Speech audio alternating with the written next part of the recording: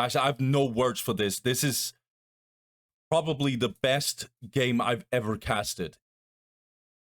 What is up, guys? It's me, Dustin Minister, back with another video for BAD Cup 3. This is going to be video 10, and we are closing in on the grand final.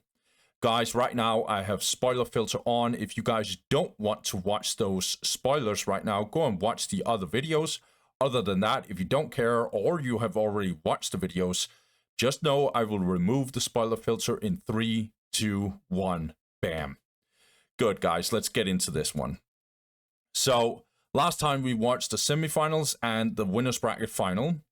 And yeah, as you can see here, Master Yoba, he got it. He just got it. So, let's talk about how this happened. So, Master Yoba and Soulstorm, this was an absolute insane best of 3. I absolutely love this. Was a little sad that we have had so many 2-0s, but when we got that best of 3, when we got a 2-1, that was all worth it, man. Like Soulstorm and Master Yoba, that was ridiculous. I think a lot of the reasons why Master Yoba came on top was probably because Soulstorm was a little too aggressive here and there, but it's hard to say because both of these players played at a very, very high level. I will also say, Master Yoba in general, he was absolutely, like, he was crushing it. Like, the last 2 games, he just, yeah, he looked scary. He looked really, really scary as an Orc player. I think he just had peak performances against Soulstorm, and Soulstorm, no matter how amazing he is, cannot win against a peak Orc player like Master Yoba. It's just not gonna happen. And so that's why he got to this final. Then there's Frenetic versus Bloody Monster. I don't know, man. Like, I don't know. I felt like Frenetic did a lot of mistakes. And yeah, he had some moments where I thought that he could have probably done something against Bloody Monster. But overall, and especially in hindsight, I feel like this was kind of one-sided. But Bloody Monster just looks like a player that just refuses to make mistakes. And yeah, I don't have much more else to say. It's really hard when Frenetic makes mistakes. The game is literally over because Bloody Monster does not make them himself. At least not to that level that Frenetic was pushing him. And so, yeah, Bloody Monster moves on, and Frenetic is going down in Loser's Bracket together with Soulstorm, and we'll get to that, by the way. And then this final happened, and I'm gonna just tell you right now, this, like, Master Yoba looks scary. I would even say he won against Bloody Monster convincingly, and especially like in game 2, it just felt like Master Yoba was untouchable. This final again, just Master Yoba looks really, really scary, and right now he's looking like the favorite to actually win the whole thing. But we have seen many times that the players that come from the Loser's Bracket actually ends up being on top. Bloody Monster needs to get revenge for sure. But yeah, he lost this one against Master Yoba. And Master Yoba, he moves on. He looks scary, Master Yoba. Bloody Monster, on the other hand, will go down to the Loser's Bracket final. And let's look into that one, guys, because that is going to be this one. So let's check this one out. So Ataraxia versus Alacrovan, the Blast Furnace versus Forgotten, Tanyaphilia versus Deco, and Tornado versus Archigun is going to be the first couple of games that we're going to watch. As you can see here, Soulstorm is over here, Frenetic is over here, and Bloody Monster's all the way over here. So, this is what we're going to watch today. This might be the longest video of the whole BAD Cup 3, but you guys, you just keep loving the content, so we're just going to deliver it to you right now. So what's going to happen here is Ataraxia versus Alacrovan is going to go up against each other, Blast and Forgotten is going to up against each other, and these 2 players will get into this bracket, and we're going to watch that one as well. Then we're going to watch Tanyaphilia versus Deco and Tornado versus Archigun. They'll get into this bracket. When we get to that, I will do a recap, and then we're gonna watch the next couple of games here. And I think we'll end it at here, and that'll be for the last video. So let's break down the matchups here. We got Ataraxia versus Alacrovan. Now, in theory, Ataraxia should definitely win this one. Ataraxia is a very, very strong Eldar player. However, he did actually struggle a little bit against the Sork. I do also feel like he did have some... Personally, I think he has some questionable map choices. I don't know if it's because he thinks this is the least terrible Eldar map that he can choose, but I don't think so, because Emerald River should be a very, very bad one. Maybe there's something in my game knowledge that's not up to par with what should be known. I just don't think Emerald River is a good choice. And yeah, so Ataraxia, he looks a little vulnerable, but only a little. However, he's going up against one of the big underdogs that came out of this whole madness that happened over here, which is Alacrovan, because Alacrovan just beat Oblava, which is ridiculous to me. That was really huge. Now Alacrovan, he's starting to look like he actually looks very scary. I'm not gonna lie. He has stood up to many tests. There's a reason why he's here, and at this point, I'm not counting out Alacrovan at all, actually. So Ataraxia, he needs to bring his A game, but if he does, he might win this one. I'm pretty sure he will. But Alacrovan, he looks scary, and if Ataraxia, he's not prepared, he'll definitely lose it. So this might actually be a close game. We will see. And then Blast versus Forgotten. Now, in theory, Blast should win this for sure. Problem is, there's a reason why Forgotten is here in the first place. He just kicked out... That was one of the most ludicrous things ever. That was so out there, I don't even know what to say. And yeah, so Forgotten is here. He's probably the biggest surprise. And Blast... I don't know, like, Blast should win this. I think he is significantly favored. But if he's also, like, low-key trolling or mental boomed after losing to Master Yobo or whatever, like, suddenly Forgotten will actually have a chance against him. So, you know, like, we've seen some crazy stuff so far, so let's not count it out, right? And then Tanyaphilia versus Deco. Now, I think Deco will win this. And it's just because it's not because Tanyaphilia doesn't deserve to be here. It's because Deco looks scary. He looks really, really scary. And it's just like, when he went up against Den Superman, I know Rave Tomb is BS, but Jesus Christ, like, Deco just looks way too strong, way too powerful. He has actually low-key been dominating this whole Loserbracket run here. And the reason why he's here is only because of this guy down here, Tornado. And he might win, or he might have to go up against Tornado again. But before Tornado will go up against probably Deco, but we'll see. Before Tornado even gets through, he has to go through Archigun. This is also like, what the hell did I just watch kind of situation. Like, so many of these players shouldn't be here, in my prediction. But Archigun, he won against Aaron Beast handedly, which was crazy to me. And Tornado, I think he looks kind of mental boomed a little bit. Like, he got dominated by Frenetic pretty clearly to me. And so, I don't know if Tornado is ready for this one, because Archigun, it has momentum, bro. Like, really momentum. So, these 4 matchups, except for this one, might actually get kind of close out of nowhere. And we might even see at least one upset. It is not unheard of, but we will see. It is a best of one. Crazy stuff happens down here. So guys, let's just get into it. Let's start with Ataraxia versus Alacrovan, and let's get it. Okay, guys, so let's get into the first one here. And again, okay, Alacrovan is playing Chaos versus Ataraxia, who's playing Eldar, and the map they're playing on is Emerald River. I'm not gonna lie, guys. This makes me think I am missing something. But Ataraxia apparently thinks this is a completely fine map for Eldar.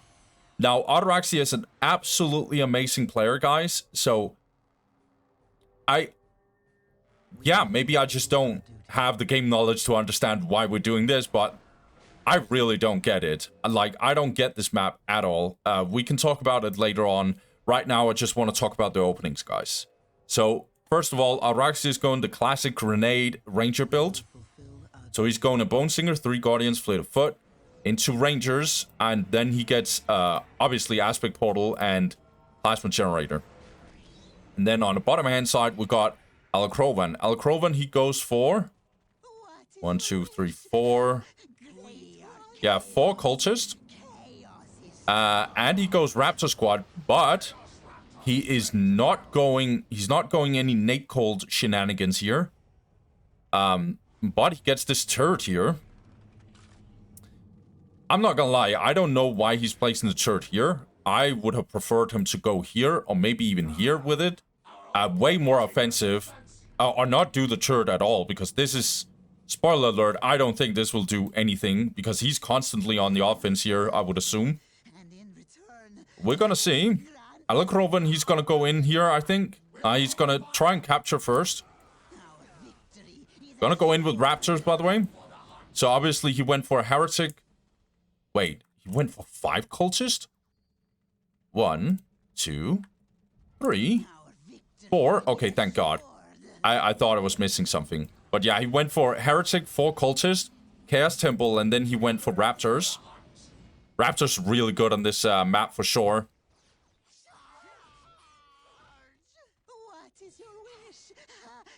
So yeah, very offensive playstyle so far by Alacrovan. He's doing something very similar to what he did against Oblava. But this turret should be over here, like somewhere here or somewhere. Like it's not going to be here. So he's defensive with a turret, but offensive with his units. I think that's very off. Alacrovan is going to go in here though. He's definitely putting pressure on Ataraxia, that's for sure. Ataraxia is upgrading this one. I like it. He upgrades the War Shrine here. Because he's desperately needing requisition. He's just getting to build this. He keeps on being denied here. He keeps on being denied over here as well. Although Alacrovan definitely needs reinforcements for this one. Raptors is on their way, but so is the Rangers. These cultists are gonna get absolutely slaughtered here. Yeah, they might actually get wiped here. Yeah, they're getting wiped. God damn, that's not the best situation here. Alacrovan is 62 to +0. Getting the Chaos Lord now. Again, this turret is not doing anything. Yeah, now the stealth is coming in here for the Rangers. Let's keep a little bit of an eye on Ataraxia. He now has the Dark Reapers, getting the second Plasma Generator here. Ataraxia is definitely under pressure here, but now the... oh my god, now the Dark Reapers are coming in, and these cultists are so squishy right now. By the way, Alacrovan does not have the stealth detection yet. Oh my god, he doesn't have the Unholy Sight. Ooh. There's a lot of mistakes from Alacrovan, I'm not gonna lie. Looks like Ataraxia wants a little bit of a counterattack here. He has had enough of these cultists attacking his Guardians 24/7. Oh, we might get a complete wipe here. It's very, very close. This cultist squad gets out. Finally, this heavy bolter turret is doing something here.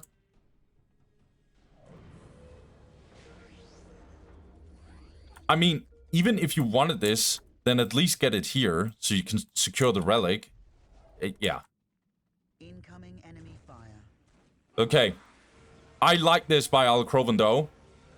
He's going for this Plasma Generator, making sure that Eldar has to somehow respond to it.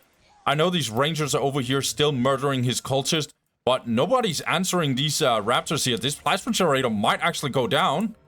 Yeah, Ataraxia is sprinting his way home. But he's not going to save this Plasma Generator, that's for sure. Nicely done here by Alacrovan. And he's also pushing in here, now has the Chaos Lord, that's good. And he has the whole unholy sight. That's really, really good. Ataraxia is kind of in a melee situation here, but he actually gets out with Fleet of Foot, also trying to get some more Dark Reapers. Alright. All these cultists got absolutely obliterated, by the way. Alright. So, Ataraxia, pretty decent economy. 92 to... 92, yeah. 92 to plus 10. This plasma generator getting destroyed was very, very crucial. We are taking damage. Our danger has found us. Dark Reaper's gonna run into this turret. More raptors coming in. They might be very, very important. Wow! Ataraxia just killed all of these cultists here. Yeah, and Chaos Lord is now kind of in trouble because he's not the guy with stealth detection here. Ataraxia just runs through this fortification here. More raptors coming into the mix. These raptors are over here decapping, okay. They should be over here because there is an absolute relentless bombardment here by Ataraxia here. Even the Chaos Lord is taking loads of beating now. Okay.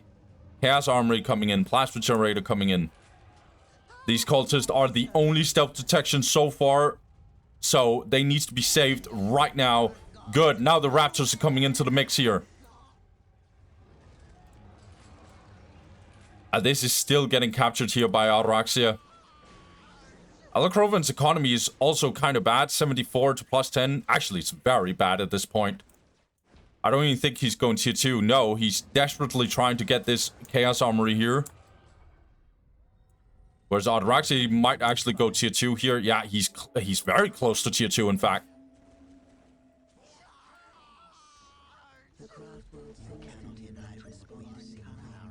Alacrovan just perma-reinforcing these cultists. He cannot afford losing them. But also, he can't afford just perma-reinforcing his units like this. I know why he's doing it, but I just don't think, like, he needs tier 2 very, very fast because Eldar is pushing that tier 2 already.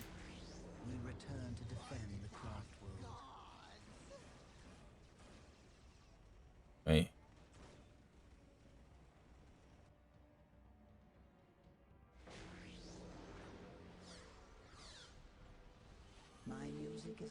Yeah, Ataraxia is just growing his economy 104 to plus 30. And Alacrovan is just slowly falling apart. He's getting jetpack boosters, okay? Is he going for Flamers Raptors? Yeah, he is. I don't know about this one. I know why he's doing it, but I know he probably knows that this game is lost. Ataraxia is way too solid.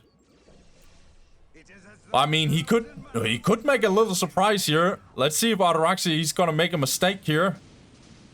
Definitely making a push here for sure, Alacrovan. Now that he has all these Flamers here, these Dark Reapers will get dropped in morale very, very soon.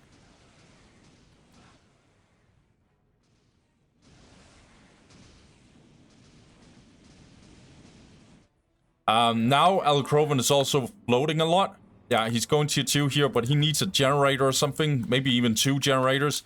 Because he needs to upgrade some listing posts here. And especially if he wants to transition into some sort of vehicle stuff. But I don't even think he gets time for it. Ataraxia is already getting a Falcon. And there is no AV on the side of Alacrovan. He's not even close to tier 2 right now. Well, he's going tier 2, but in terms of percentages, this is really, really bad. Ataraxia is just so dominant. Even the Harlequin is in the mix here.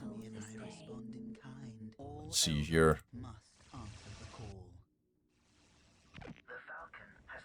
It's like Alacrovan is trying something over here, but he's gonna realize that this whole area is fortified. This is relentless by Ataraxia. He's playing this very, very, very solidly.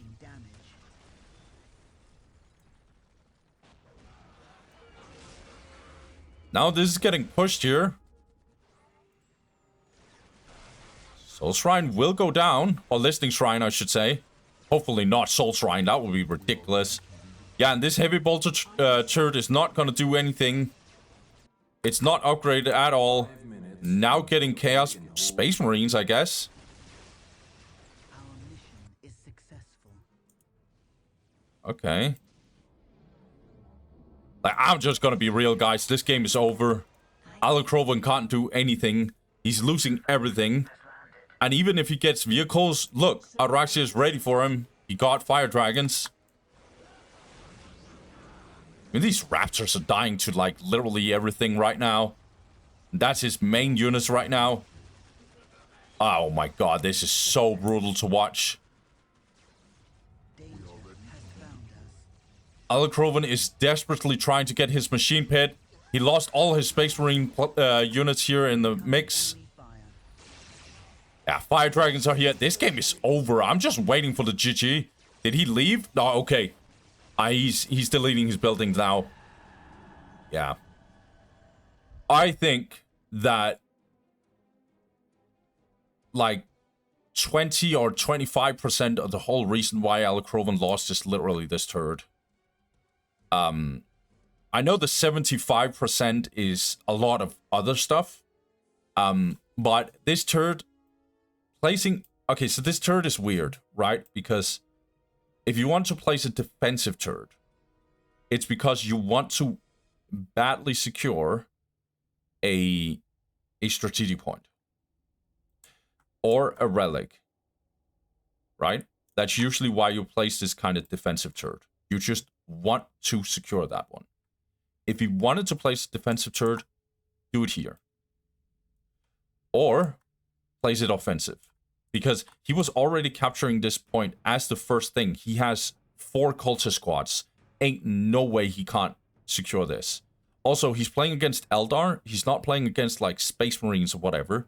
It would still be weird with his turd, but there's no way that Eldar, unless it's, like, a very crazy Eldar player, there's no way that you'll see, like, early Guardians getting in here. Because they don't have Fleet of Foot at the time. Nah, this turd make no sense. Either you place it here, which I would have respected, because at least he could, like, secure his relic. Or he literally places it deep. Like, really deep. I don't know if you can place it right here. I don't know if this area here is, like... I think you can walk in here and maybe actually build a turret. So you cover this whole area. I don't know this map very well, so... Or you place it... I don't know. Place it here. That would have been better. Like, place it offensively. Or you know what? Don't place the turret at all. Also, I think in hindsight, he should have gone for Nate Colt. But Raptors is completely fine on this map. So if you want to place a turret, either place it offensively, or if you have to place it defensively, place it here. We are shaped by fate just as So that when the Rangers are attacking your relic, you can at least make sure that you detect them and potentially kill them.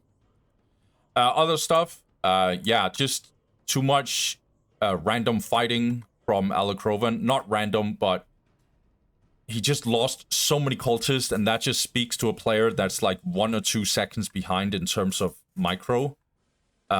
Which is to Ataraxia's credit, because he controlled all his shoot. Like, there was never a place where I was like, oh, here's a melee fight between the Raptors and the Dark Reapers. Oh yeah, these Dark Reapers are gonna die. No, Ataraxia instantly controlled them. Like, instantly. He reacted instantly to everything that he did. So, Ataraxia, he controlled his units well. He never overextended. He always disengaged when he was like, nah, I'm not winning this. I'm not giving him anything. And yeah, Alacrovan came in really, really, really aggressive. Ataraxia just handled it like a pro. And I think, yeah, back to the turd. Also that Alacrovan didn't have enough punch into this offense, because he used it on some defensive turret that did nothing.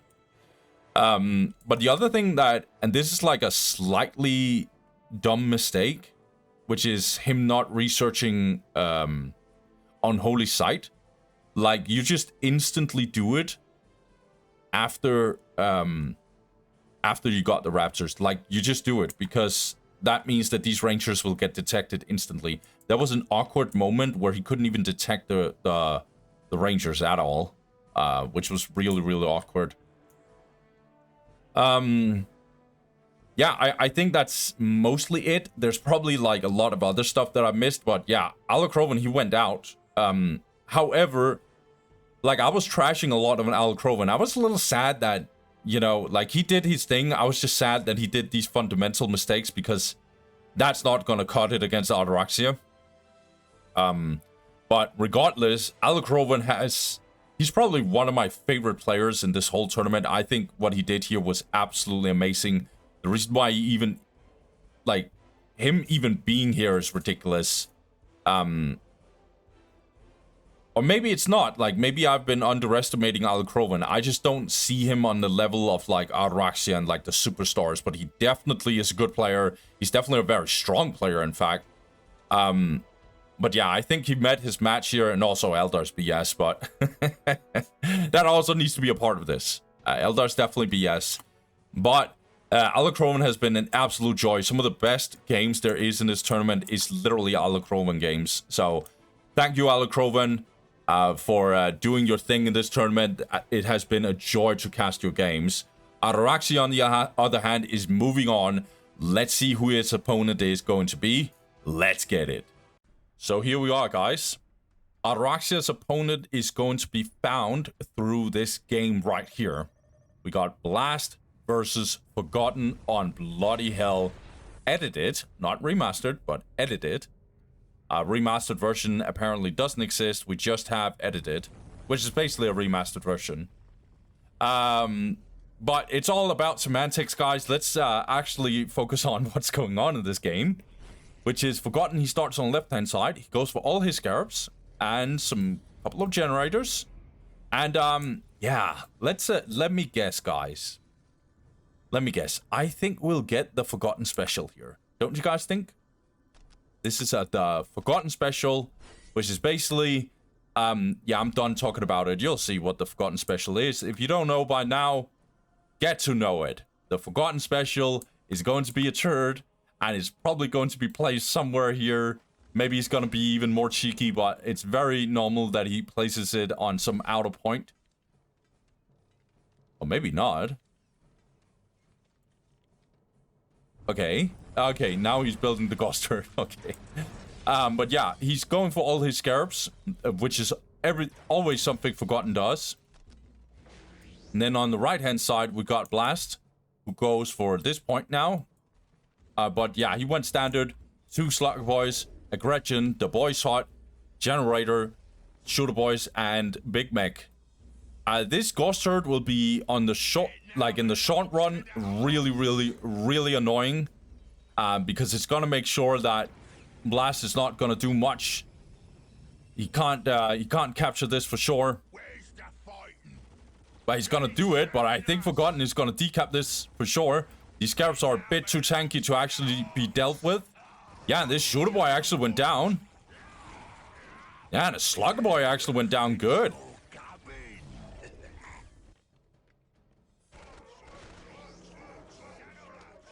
The problem here is the Big Mech for sure, because he is, yeah, you'll see he's very, very good against these ghost turrets here. Look at this damage. What the hell am I watching? Yeah, and these scarabs try to save the turret, but it's not gonna cut it because a Big Mech is just absolutely ridiculous here. This ghost turret will go down. Looks like, yeah, we got Necron Warriors, and we are getting the Necron Lord right after. Builder Scarabs is just having a little bit of fun over here. Oh my god, are they gonna try and decap here? We'll see. Blast finally secured this one, however. He's floating a little bit, like okay, so he's actually getting this listing post. He could upgrade another listing post, to be honest. Oh my god, we're gonna get another decap. Holy. Forgotten you. Oh my god, this is really, really annoying. Nicely done here, Forgotten. I like it. Yeah, so Forgotten, he's here for a really good reason. He's probably feeling a little confident after throwing out Rum Reese's. There's a reason why he's here. Necrolord versus Big Meg. Necrolord usually loses this exchange because the Big Meg deals stupid damage, but the Big Meg was also a little low. So Necrolord might actually win this. Yeah, now the Necro Warriors are coming out here. Big Meg needs to teleport out. Oh my god, we're getting another decap here. At least this relic got secured here. And yeah, Forgotten also attacks this relic here. Yeah, it's gonna get decapped. Nicely done here by Forgotten. 2 wall banners now up here by Blast. He should have upgraded this listening post way earlier. I don't know why he floated so much for such a long time. Maybe he's just focusing a little bit on the decaps happening in his own base. But it's good to upgrade your listening post always. Orks usually upgrade 2 listening posts because of the generator. But it's even more important when you keep on losing this strategic point here. Let's look at Forgotten a little bit. He's plus 60, approaching plus 70. Actually getting this extra plasma generator. Just got the summoning core. Is he going early tier 2 here? Or he's just gonna make a hard push. Gonna see here. We have another fight here. This Necrolord needs to get out. It's too much damage. Although the Big Meg is definitely very low himself. I think it's very risky if Forgotten goes tier 2. Because there's no way that he can win tier 1.5 against Orks. If he doesn't go for the upgrade for sure. He probably needs some Flate ones as well. And Necro Warrior is definitely doing some damage here. I'm not sure what Blast is doing here. A little weird micro here. Also, these Necro Warriors are also attacking on this front. So that's why Blast is running over here. But he lost so many shooter boys in the exchange here. However, these Necro Warriors, they should get out of here. There's no way. Nah, this is not good. This is such a bad situation here. The Necrolord is also good. No way. This is such a throw by Forgotten. I'm not gonna lie. This is such a throw. Okay, Flate ones are coming in. Thank God he's not going tier 2. Let's see here. Blast might actually get some Storm Boys. But right now, he's just going full-on big shooters.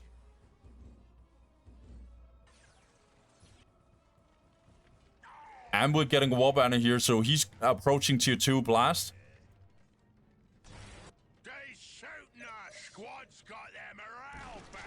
Yeah, Blasty research. When this upgrade gets in, these Necro Warriors without upgrade is gonna get absolutely slaughtered. Forgotten is floating. It's not too good. He needs to get these upgrades. These Necro Warriors can't handle this situation here for sure. It's gonna be too much. Especially if Blastia research is coming in. Okay, it's not in though. So not yet. But when it gets in... now a lot of shooter boys actually died. But even without the Blastia research, look how many Necro Warriors actually died. However, the Flate ones are in the mix here. But they're gonna take so much damage themselves. Necrolord just got revived here. These Flate ones are doing absolutely nothing. Forgotten is going tier 2 here, a little delayed. He's also getting Lightning Field, interesting.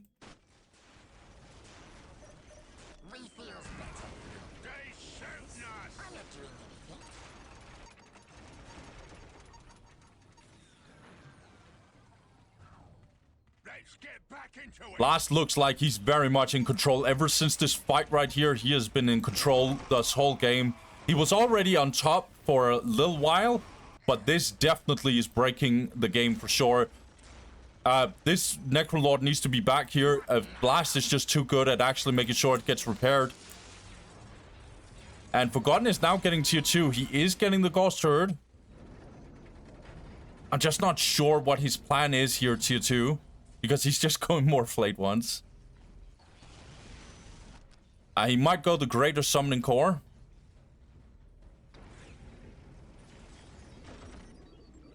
Phylactery coming in here for the Necrolord and Phase Shift.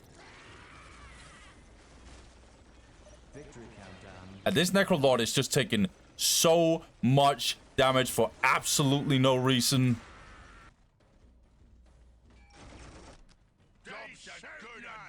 Blast getting his third generator. This looks like some sort of... I mean, he could go... This might just be for the economy. He's right now just going for knobs. And there's literally nothing I think that Forgotten could do in this tier 2 situation.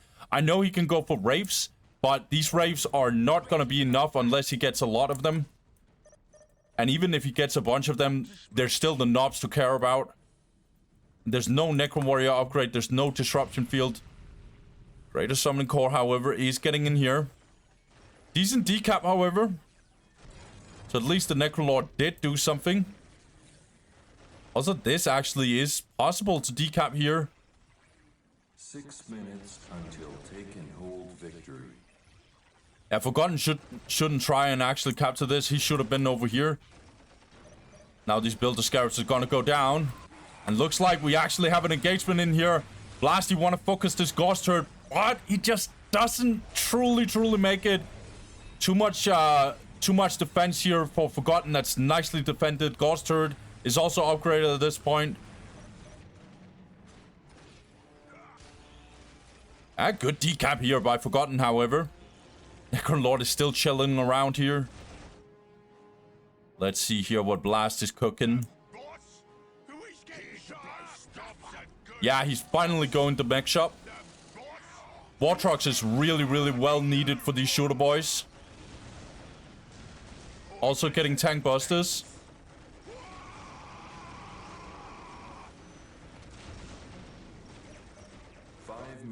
Until take and hold victory.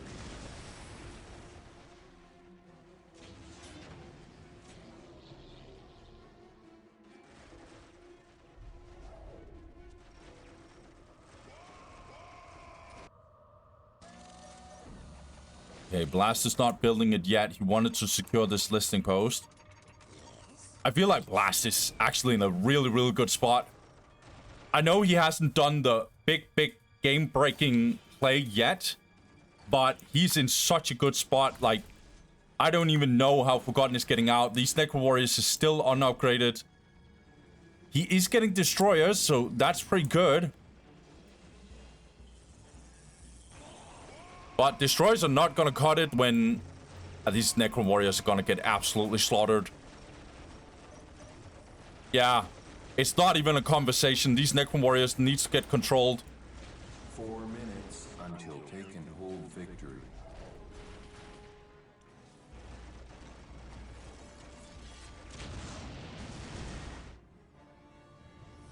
More and more destroyers, but these destroyers are not gonna have a good time when Tank Busters is out. This is what I mean. Blast is so ahead. His economy is pretty good as well. 110 to plus 40. Forgotten is just plus 80 right now. Destroyers are definitely a problem right now, but that problem can easily be fixed with these Tank Busters, as you can see here. And Forgotten not really controlling them. This might actually go down. Oh, close.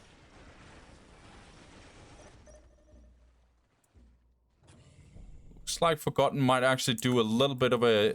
He needs to decap this, but he knows it. He's just really focused right now because there's so much pressure on him. Necrolord getting into the mix. 3 minutes until take and hold victory.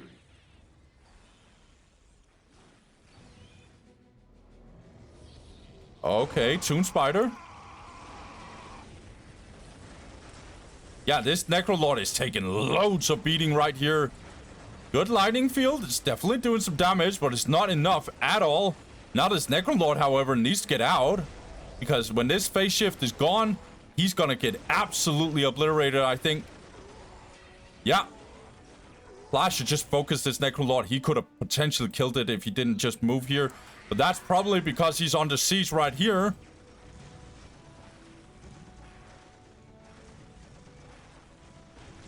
Yeah, but Blast can just immediately respond to it.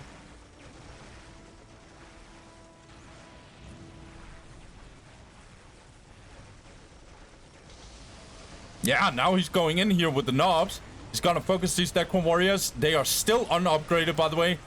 Decent lightning field, but it's not doing enough damage here. And instead, this Necron Lord is just in the mix right now, getting absolutely destroyed. He's gone. Wraith is very, very deep, not doing anything. It's just gonna get... Yeah, it's just gonna get blasted here. And speaking of blasting, no pun intended here, he can go in here and actually destroy this obelisk if he wants to. I know the Necron Warriors is, however, here. Just looking for opportunities here, I think.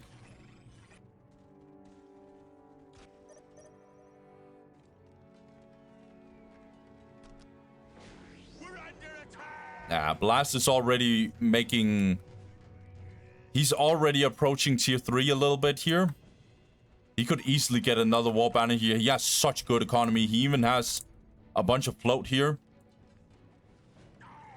These guys could be building a war banner if he wanted to. Yeah, now this destroyer might actually go down. Oh! A little bit of a miss stutter step here by Blast. He could have probably destroyed this destroyer. Again, no pun intended. This obelisk is definitely gonna go down. There's no way. Forgotten is just bleeding army more and more and more. This Tomb Spider haven't really done much.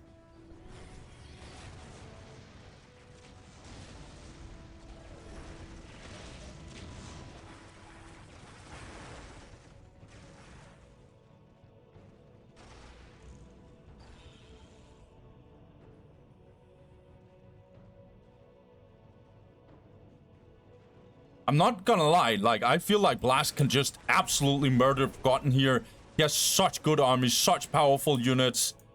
I'm not exactly sure what he's waiting for. I almost feel like he can just get in this base and just obliterate everything if he wanted to. But instead, he's just gonna murder these Necron Warriors who's kind of low-key suiciding here. Okay, but Blast actually chooses to just go over here. Interesting play. I mean, he can murder all these Necron Warriors. But he should just be destroying... He should just be destroying this base of Forgotten.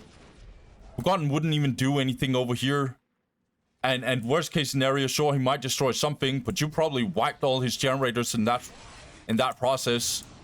They would have to, like, get back. Actually, this war truck actually went down, but so did the destroyer. Now all the firepower here from Blast is in the mix.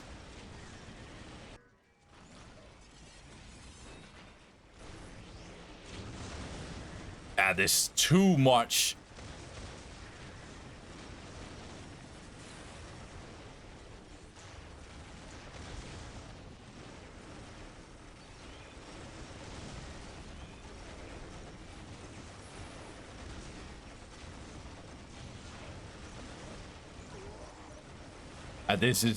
I'm honestly just waiting for the GG, guys. I don't mean to be annoying. I don't mean to sit here being like, oh, Forgotten, you don't have a chance, bro.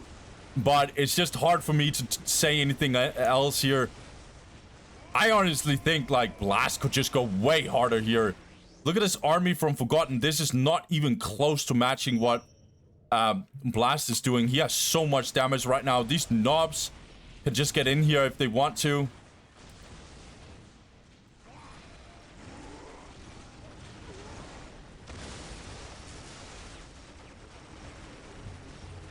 I would even say this is, like, low-key frustrating to watch. Like, I think Blast is just so ahead. He should just absolutely murder Forgotten here.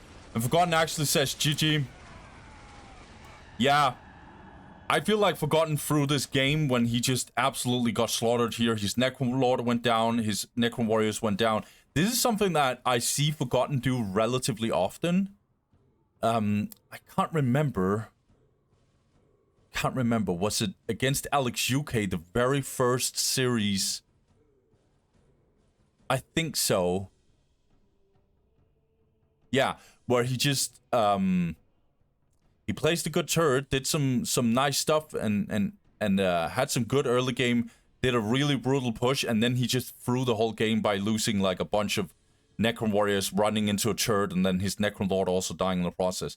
This looked very much like it. And like Forgotten, he does these weird throws when he doesn't teleport back, or got into a position that was bad in the first place, and then he froze the game. Because honestly, Blast, even though he was ahead, I felt like this was the breaking point. But then what's also kind of low-key frustrating, and I think Blast would probably agree with me here.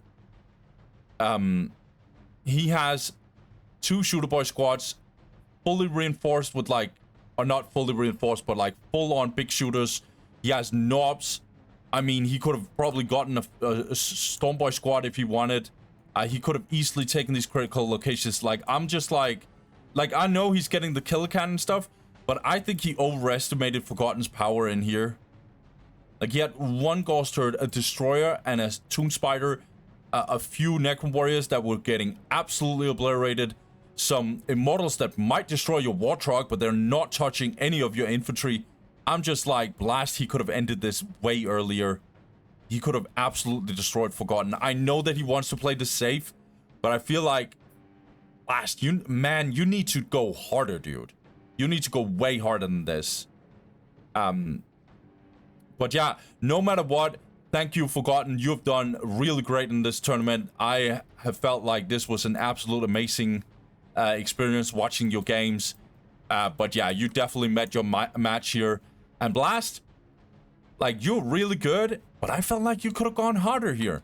Maybe I'm wrong, guys. It's just my opinion. GG. And yeah, let's move on to the next one. We have Tanyaphilia versus Deco. So let's go, guys. Let's watch that one.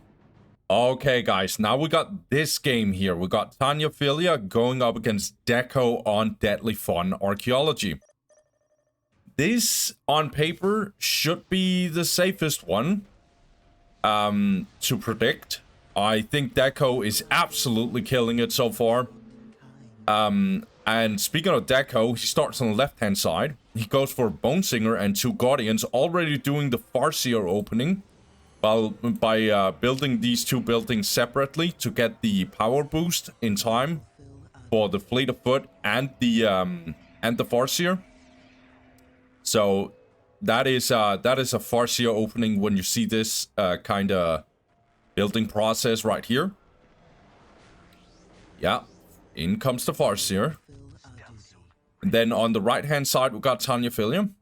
So Tanyaphilia, he opens up... Okay, I like this. This is really interesting. So he opens up what I would consider standard at this point. He goes for 2 stealth suits, and then he gets a builder. And then he gets another stealth suit.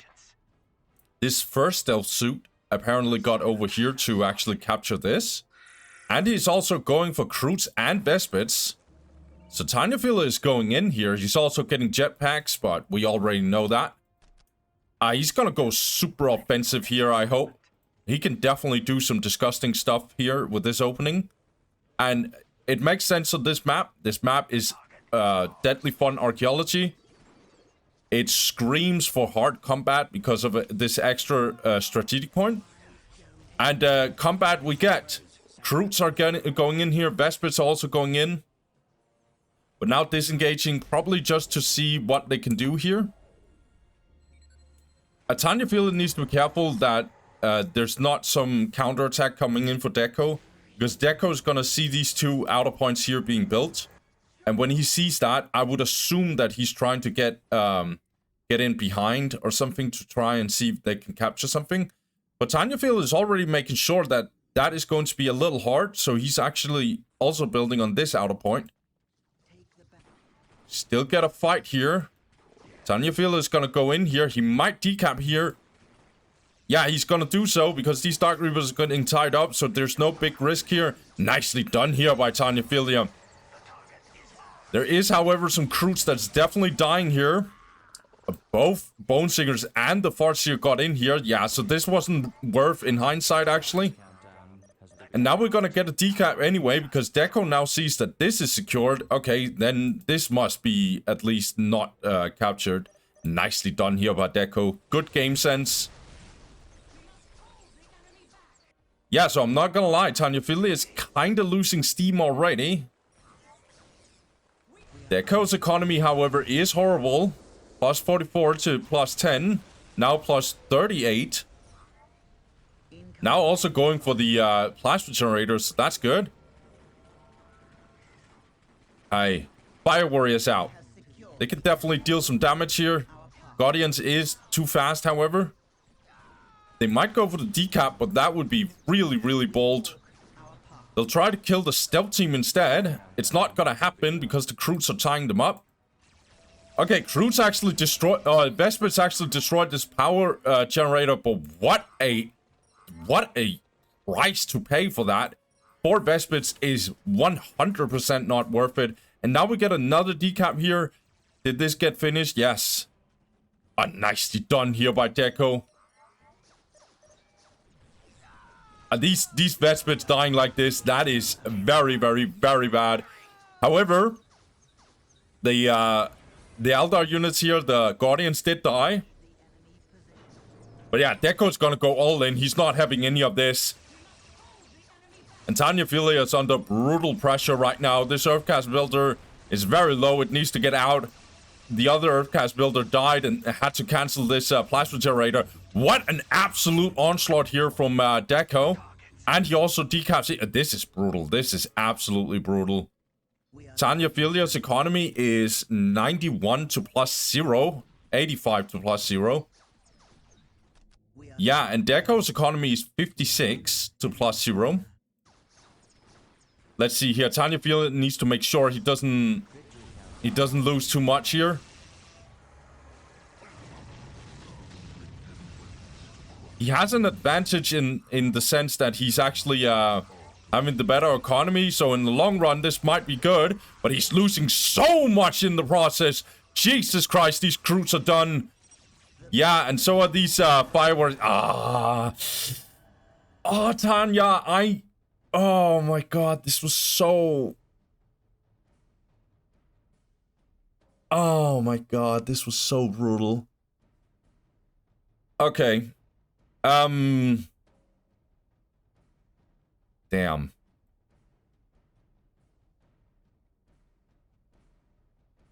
Damn.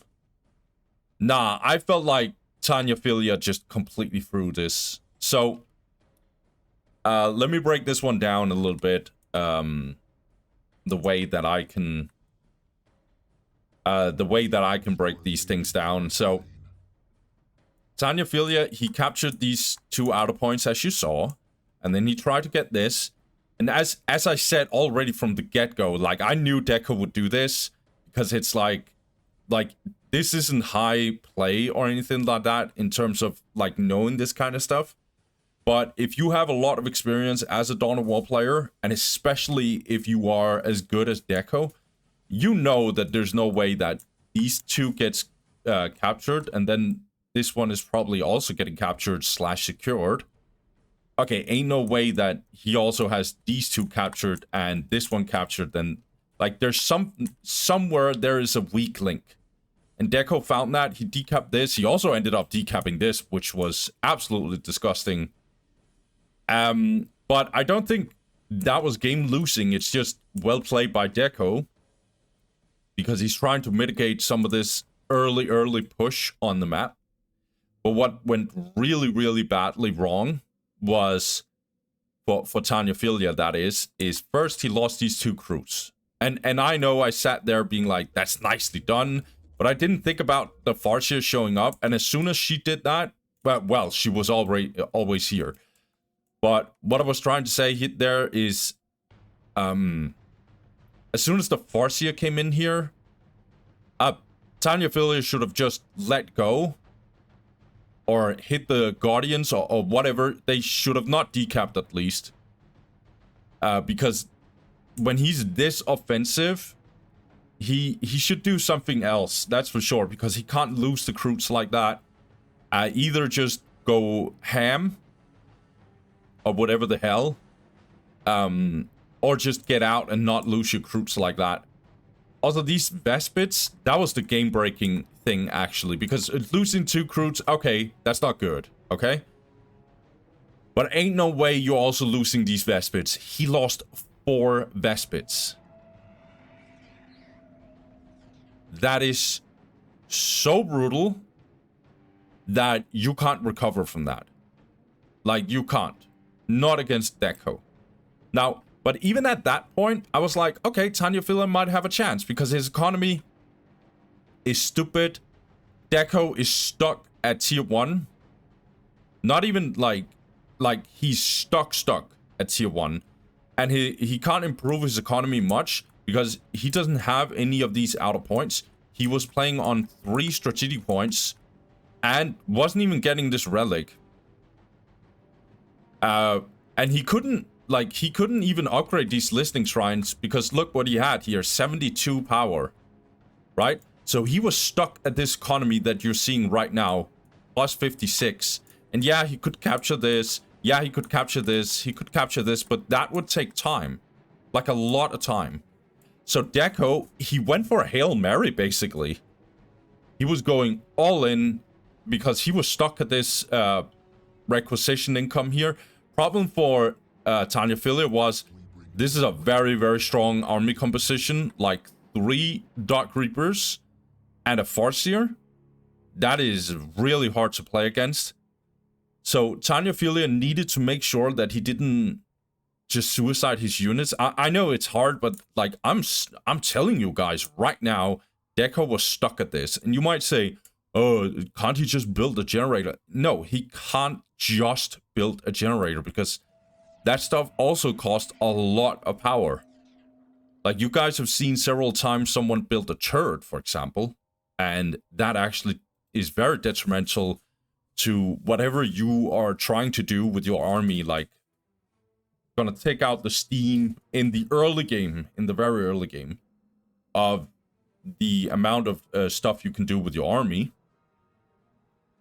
That's like, for example, that would be like 2 models of Dark Reapers just lost. Those 2 models can make a huge difference, for example. Also, it would take time. And you can't afford that when you already have such little requisition. And Tanyaphilia had a lot of army. Like, if he just didn't lose everything, he would have Croots. Vespids was already getting reinforced. He had 2 Fire Warrior squads. I think he had a chance to actually get away with this. Yeah, I think the Farseer opening, however, is also really bad. Like, it's really, really bad to go up against, I should say. It's not a bad opening. Because she's good against the Vespids, like disrupting them and stuff. Psychic Storm is relatively effective against the Vespids. And also, like, Mind Warp basically one-shots one of the Vespids at least. It's very close at least. And so, Farseer is really good against this opening specifically. Also, even though Farseer is squishy, she's still a commander. So, obviously, the Croots are going to have a little bit of a hard time dealing with her. So, this opening right here was the perfect opening that Deco could have done. So, I'm not saying Deco didn't do his thing. Like, as I said from the beginning, the decaps was really, really good. But, like, Tanyaphilia was at, like, 90 requisition in income. And yes, he lost power, but he didn't need power. Because Deco couldn't get power either. He couldn't go T2. So, it's like, I feel like Tanyaphilia was on the edge of actually getting out of problems. He just needed to be a tiny bit more patient. He just lost too many units. But I think definitely the big breaking point was the Vespids. The Vespids was the big problem. Sure, he wouldn't have gotten this plasma generator if it wasn't for the Vespids. But he would have been able to deal more damage, for sure. Yeah. Oh, I didn't talk about this. Jesus Christ. Oh my god. This is why I usually want to talk about these kind of things. There's no reason to build a generator here. If you want to do this kind of opening, no reason to go generator. There's actually no reason. Like, you don't have to go... If you go this ham that Tanya did, no reason to go generator at all. The only thing that's going to cost you, like, power is the Vespids. And you start with 100 power, so... Yeah, I think actually in hindsight that is also very detrimental. There's so much that Tanyaphilia could have done because I don't think that... Yeah, I might be tripping a little bit here, but I'm actually sure about this. I've seen this opening several times without a generator. But yeah, that's my take. I think there's a lot of stuff that Tanyaphilia could have done here, but it is what it is, man. So Tanyaphilia, he's also out of this tournament. And so thank you for Tanyaphilia for doing his thing. I think he got really deep into this tournament, actually, especially in hindsight. So good on Tanyaphilia. He's one of the better Tau players for sure out here. He's definitely, I think he's top 3. I think it's only El Bandito and Tornado that truly gets above him. As of now, I know there's some legends out there like Pax, who's like a straight up legend. When it comes to Tau, I guess there's a lot of players who could pick up Tau and perform just as good as Tanyaphilia, if not better. Maybe not many of them, but there's definitely some. But Tanyaphilia is definitely, of all the players that mains Tau, shout out to Tanyaphilia. He's probably top 3 for sure. So yeah, well played to Tanyaphilia. I really like that we have some good Tau players in these kinds of tournaments, and I think Tanyaphilia is definitely a shout. But yeah, Deco moves on. As I said, this guy is an absolute monster, so whatever, guys. Let's actually get the last game before we go further into this one. So yeah, let's get that one. So Deco's opponent is going to be found in this one, guys. It's going to be Archigun versus Tornado. On the left-hand side, we got Tornado, who's actually the guy who kicked out Deco initially. We'll see if he actually gets another try to do that. He starts on the left-hand side, and he goes for his classic opening that he has done this whole tournament, basically. He goes for 2 stealth suits, he goes for an Earthcast builder, and then a 3rd stealth suit, and then jetpacks. He also goes for the Tau Barrack and Plasma Generator, and surprise, surprise, he will go for the Commander. Unless he surprises me. Yeah, he goes for the Commander. And then on the right-hand side, we got another very, very big surprise here. We got Archigun, who has been absolutely killing this whole tournament, to be honest. He's been performing really, really well. He's done well for himself down in Loserbracket.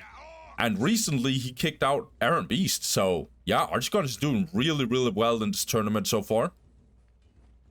But yeah, he goes for 2 Slugger Boys, a Gretchen. Obviously, the usual suspect, getting the Boys Hot and Generator with Shooter Boys and Big Mac. This matchup is kind of rough for Tau. But this map is Meeting of Minds, which is a good Orc map, by the way. It's a real good Orc map. But it's also a very good Tau map. I feel like if Tau gets time in this matchup on this map, it's gonna be hell on earth for Orcs. Very hard for them to deal with a lot of Fire Warriors being stacked up with this terrain that they can use. And then also, especially if they get upgrades and stuff. Yeah, so let's see here. Tau Commander is gonna get in here. He actually has the Flamer already. Archigun actually teleports over here. Okay. He's gonna try and respond to this Tau Commander. Already taking a lot of damage. Good kiting here by Tornado, actually.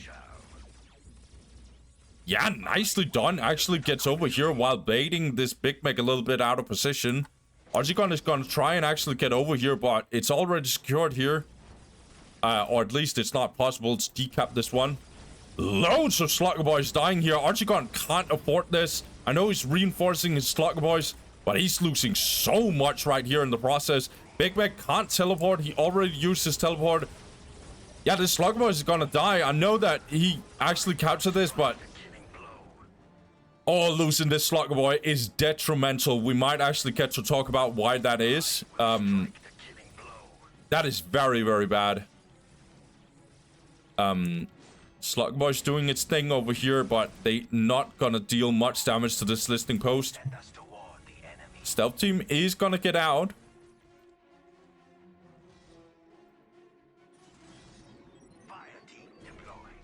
Okay. Early upgrade for stealth suits, accuracy bonus and stuff. The upgrade that you can give stealth teams in the headquarters here. That one got researched not that long ago. And then now we actually have Archigun teleporting over here, trying to destroy this listing post.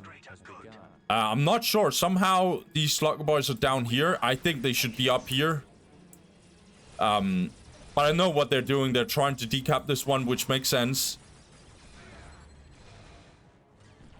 Instead, this Big Mech has to tank the whole thing now. Okay, however, Stormboys is getting in here. Yeah, we're also getting the pile of guns. That's good. Big Mech takes so much damage in the process here.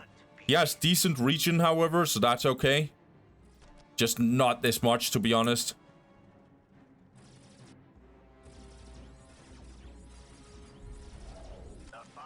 More and more fire warriors getting in here. And we are getting... Okay, I like this by Tornado, I'm not gonna lie. He's already going for the tier 2. It's definitely risky, though. Archigun just going all in on Stormboys here. Also losing another shooter boy. This is really good by Tornado. I am not gonna lie. These slugger boys are just dying 24/7.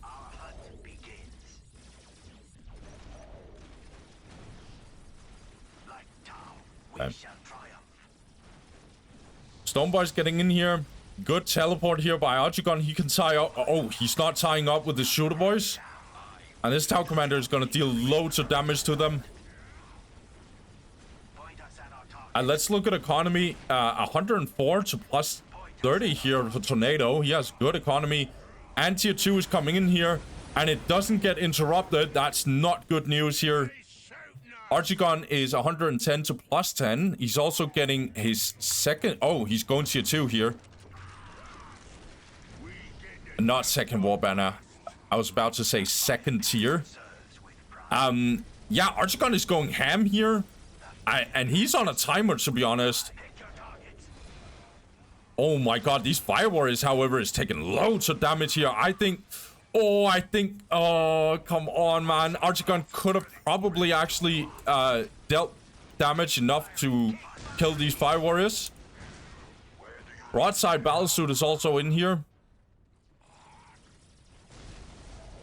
I've noticed Tau players actually like to invest in this Broadside Battlesuit. I actually want to know why. They usually do it because they're under pressure. And I don't know if it's because it can't be tied up or whatever, but we'll see. Also, good engagement in here. We might actually get a whole wipe of these Fire Warriors. I would get surprised if we don't. Oh my god. Okay, Tau Commander's doing loads of stuff here. These Slugger Boys keep on capturing here. Oh, this Fire Warrior probably go range here and try and kill it. Oh, it gets reinforced in time. That is not good. Some mistake from Archigun here. Be careful.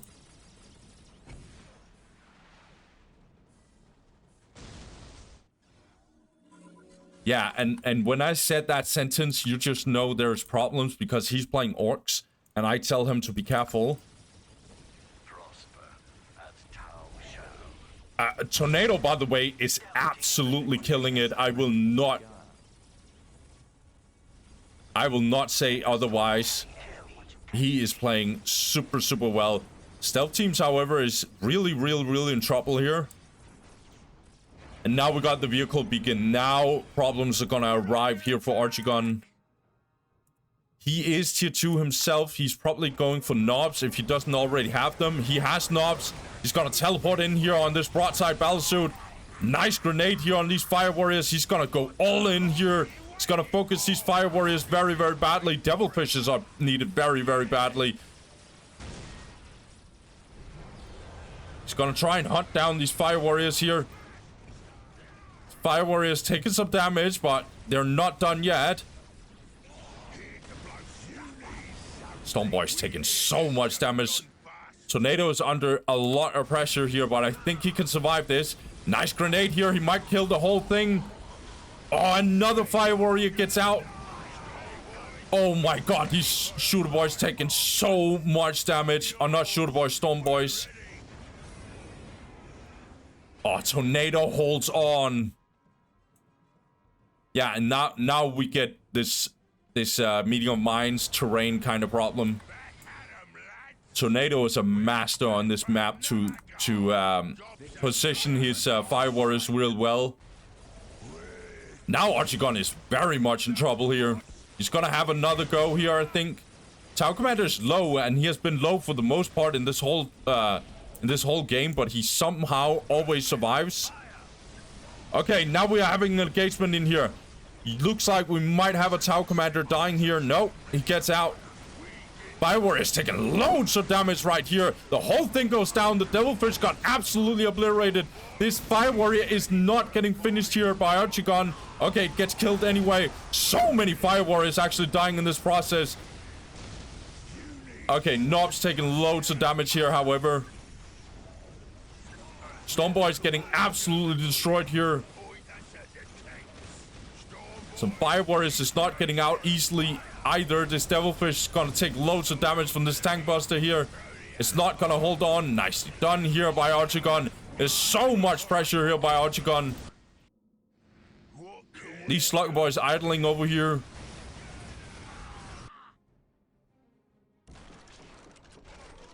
Yeah, I just want to make sure that we're not seeing any vehicles here from Orks. I would get surprised if we're getting vehicles at this point. No, we are potentially getting a tier 3 here from Archigun. A really, really good economy here for Tornado, and he has so many Fire Warriors here.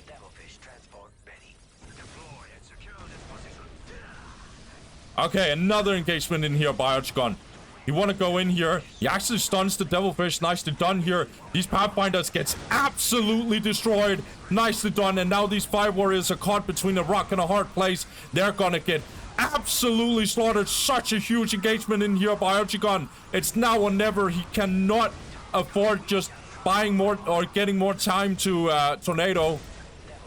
Look at all this firepower from Tau. It needs to get tied up very, very fast. A lot of Tau units definitely dying, but so are the Storm Boys. Look at the beating that these Storm Boys are taking.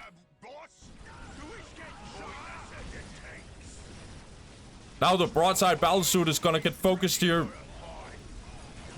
And look at these Orks just dying left and right. Global got in here for Archigun. His economy is really good.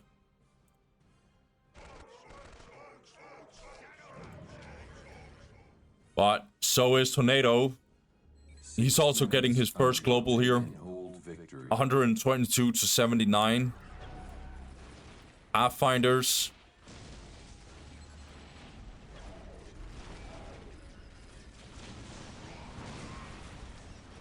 Yeah, Pathfinders are badly needed right now. Okay, we get drones in here. They are dealing stupid damage to these infantry. Yeah, and Archigun loses steam again. How close are we to tier 3? We are still kind of far away. Archigun would rather get some upgrades. That makes sense to me.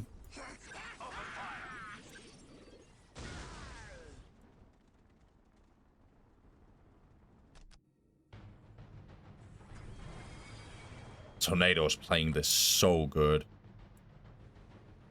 He's playing really, really well. I know Archigun is making mistakes, but I still think it says a lot that Tornado, he does not make too many mistakes. Like, I have no idea why this Tau Commander is still alive.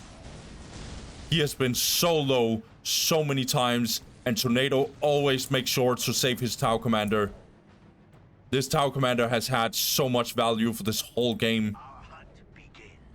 Good decap here by Archigun. He want to make sure that these these critical location does not add up, and suddenly you are on a timer.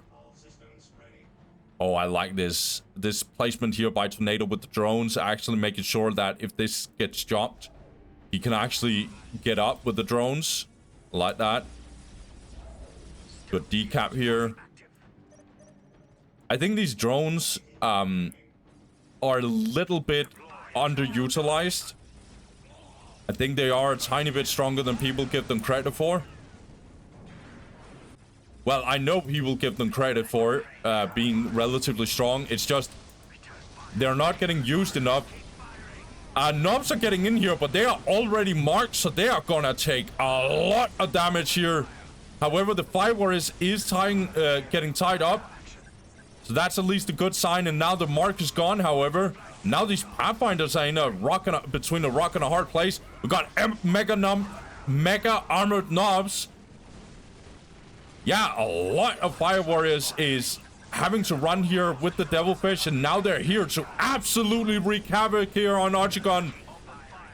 At least he reacts. Now he's gonna try and switch sides. I think he could go for this listening post. He needs to do something. Another full-scale global here coming in here for Tornado, and now his economy is absolutely ridiculous.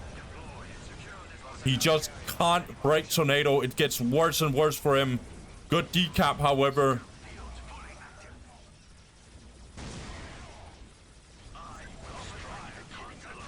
I like that Archigun definitely is trying here.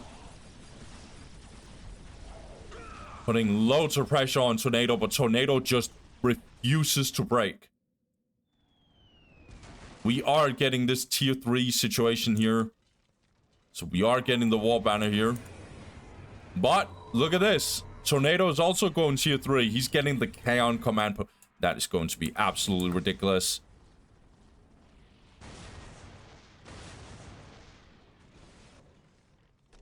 Kaon Command Post is a very, very... this is my favorite tier 3 by a freaking mile. I know Monka has his place, but Kaon Command Post is always, in my opinion, the best way to go. Not always, but most of the time. Look at these Storm Boys. They're getting marked, and they're gonna take loads of damage here as well. Luckily for Archigun, he ties up some of these Fire Warriors, but look at these Storm Boys. They're getting absolutely obliterated. The whole thing just got completely wiped. So much damage here, and Archigun loses a whole Storm Boys. What was that? 11 members? The whole thing got absolutely murdered. Nah. Yeah, another generator here. Archigun is definitely going tier 3 here. He thinks this is his only chance to break Tornado. His problem, however, is that Tornado is also getting in here to the late game. Tornado is super patient, by the way. Like, he's not getting out of his base. The best he can do is actually get a critical location here. Or on the sides. Not in the middle, by the way. Like, he's going way more for the sides. He's using the stealth team's good mobility here. Like, this is real good. No one has taken the slack deposits here. Looks like Tornado actually tried to do that, or at least scout if Archigun had done it.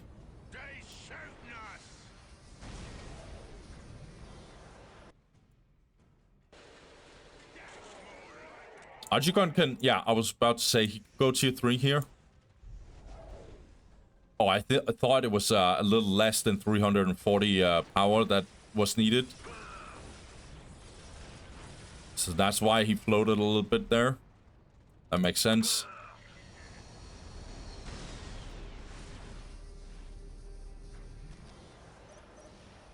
Yeah. Tornado is just slowly pushing out. Like, he's slowly pushing out of his base. And he can't be broken. Archigun just can't deal with this amazing amount of firepower. And now we got... Oh my god, now we're getting disgusting upgrades for these Fire Warriors.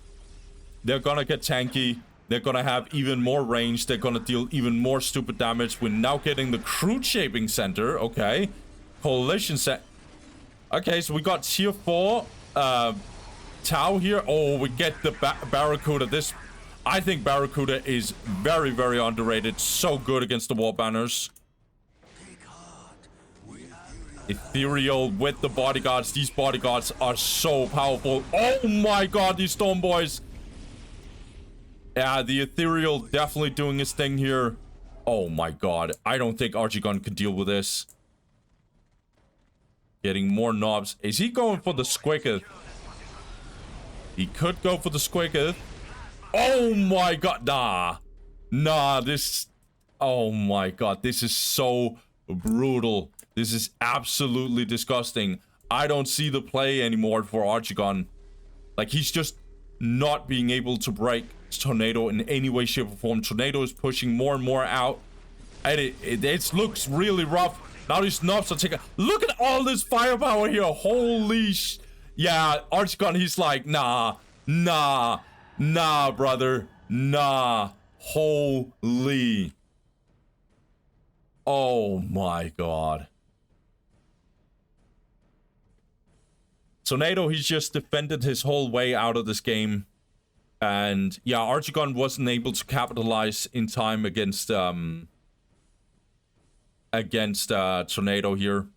So I'm actually going to point out some few mistakes that I think Archigun made.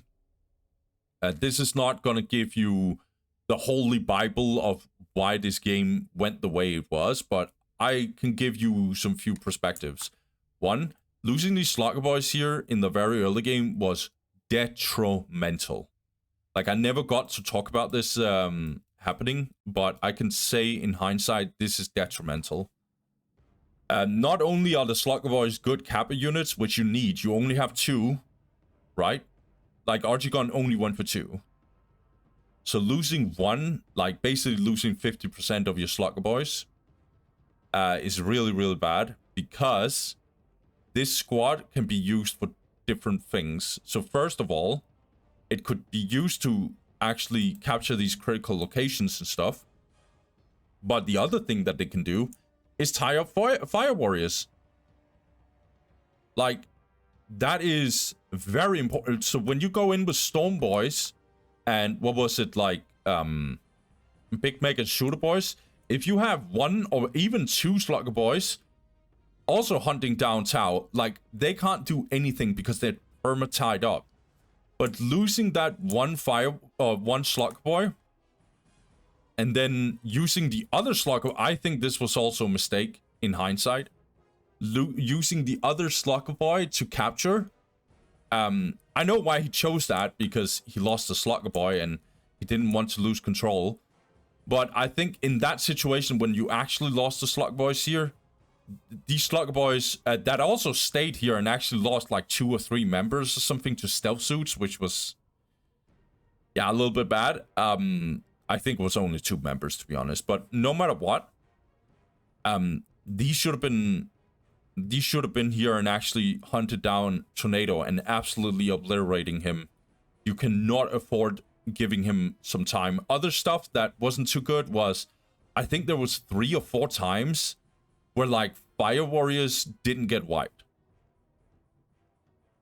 And I felt like 2, maybe 3 times, if Archigun was just a little more aware, he would have been able to actually finish them off. Like, there was here with the Shooter Boys and the Big Meg.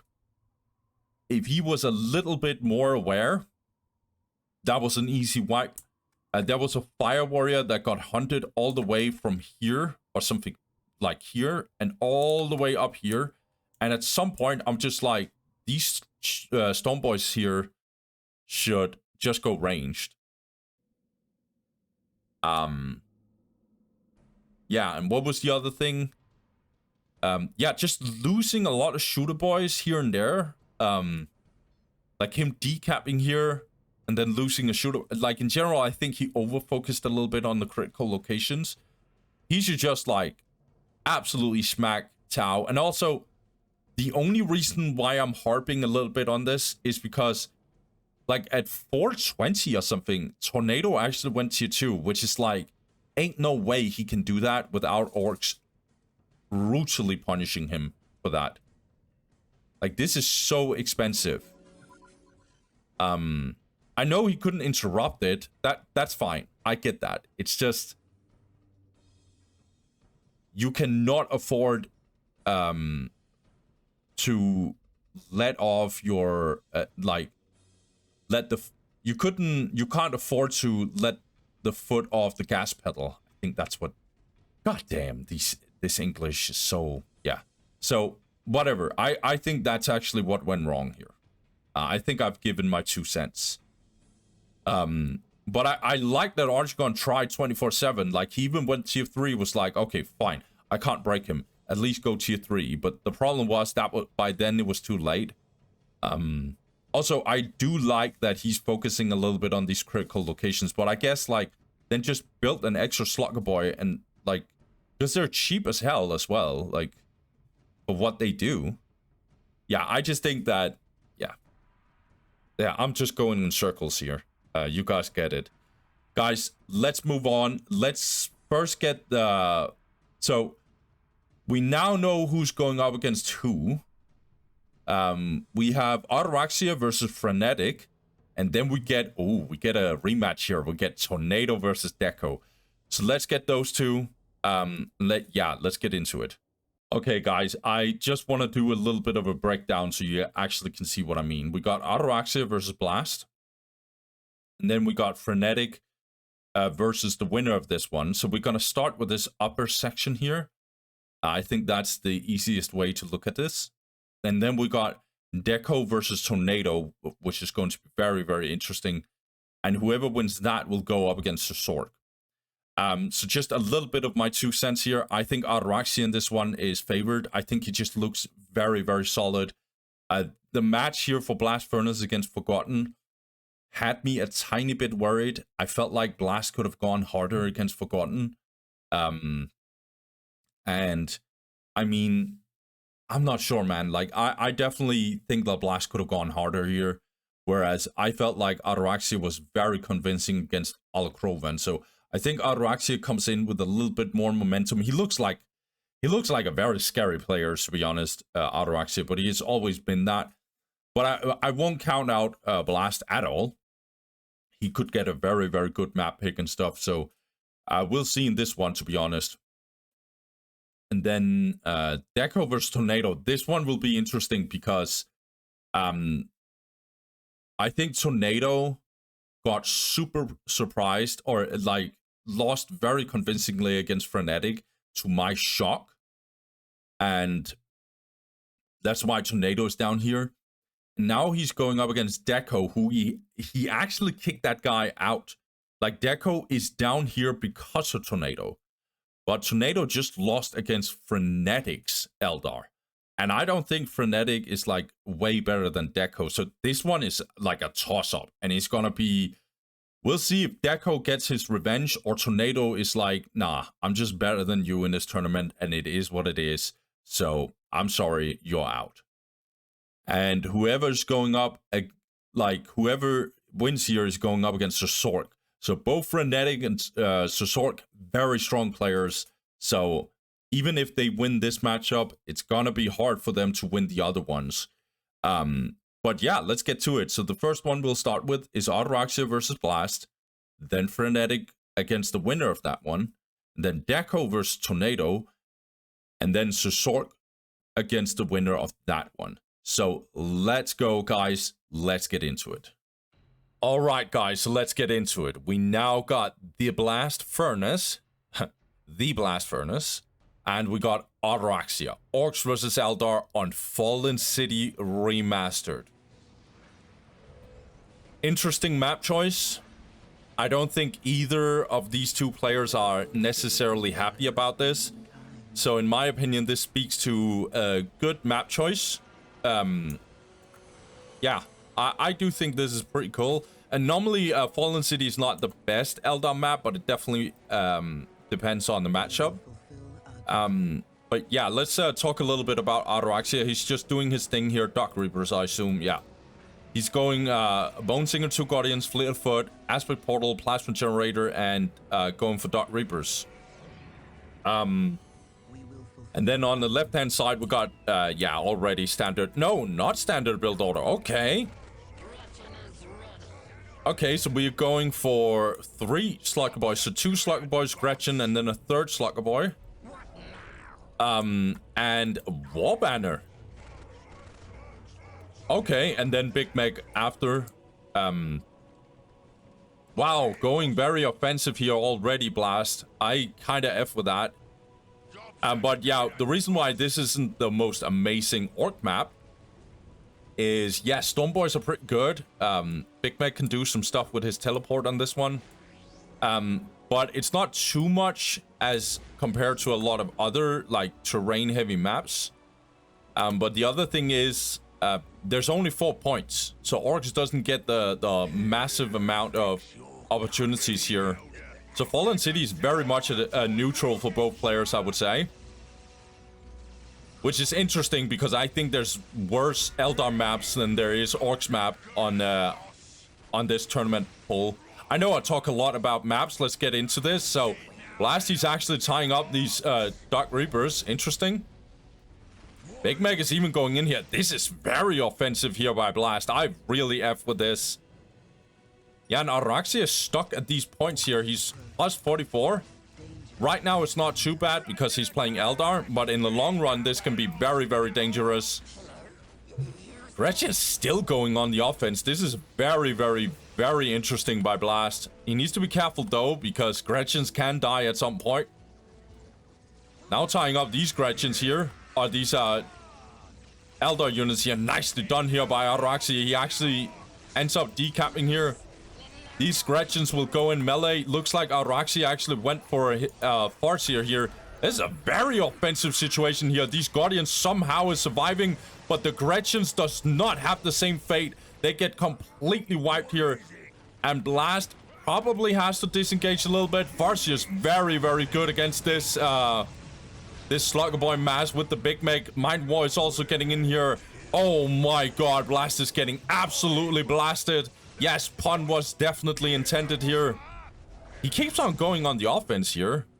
Plus 56 to plus 10. 68 to plus 0. Not the best situation either for Blast.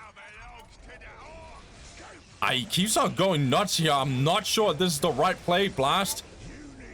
He has so many low Slugger Boys, to be honest. Guardians are also getting bashed here a little bit. Yeah, actually probably getting a wipe here. Nicely done. Blast goes range, so he actually gets it. He teleports over here. This is so aggressive here by Blast. He is not caring about what Dusty says. He's like, shut the hell up, Dusty. I'ma go all in, brother. I love this. So Blast's problem is that he's kind of stuck in this situation. He can't improve his economy way more than he already is doing. He's using the heavy cover here. That's good. That is heavy cover, yeah. Okay, and the Slugger Boys are coming in from behind. This is all in by... Yeah, this is all in by Blast, but he just got absolutely destroyed here. His Slugger Boys got absolutely destroyed. Wow, that ability here, Focus, or... I think it's called Focus. Oh, I forgot this. Whatever, the Farseer ability to improve accuracy for these Dark Reapers. It's not called Focus. It's something that that is along the lines of Focus. Very, very good ability. As you just saw, these Slugger Boys got absolutely destroyed. Nice positioning here by Ataraxia. He makes sure that this area is not getting destroyed. Bonesinger gets away with 4 HP. Blast, he wants to kill this this Bonesinger. It's not happening. He can't destroy this Listening Shrine either. Farseer's doing her thing against these Shooter Boys. Yeah, and suddenly Ataraxia has better economy than Blast, because Blast does not have the generator. He's now going the Storm Boys, though. Yeah, Slugger Boys with the Big Meg is kind of stuck in here. Farseer's getting caught out here, potentially. Yeah, shooter boys have to do some stuff here. They need to kite a little bit here. Yeah, Ataraxia is just massing up some turrets here. And Listening Shrine. That's great. Looks like Blast, he's teleporting over here. He wants to destroy this Listening Shrine. I just don't think he's gonna cut it. Wait, this Big Mac actually... No! No, Blast! I think you threw it, bro! No! He's gonna go back in? Okay, that will be very, very risky. Ataraxia is playing this very, very well. So yeah, Blast is only plus 85 to plus 0. 98 to plus 20. Ataraxia is just upgrading all his Listening Shrines. Looks like Blast is going in here, but he's not gonna cut it. He's gonna look for the Plasma Generator, but there's Dark Reapers here as well. Looks like Ataraxia is also counterattacking here. This is so dominant here by Ataraxia.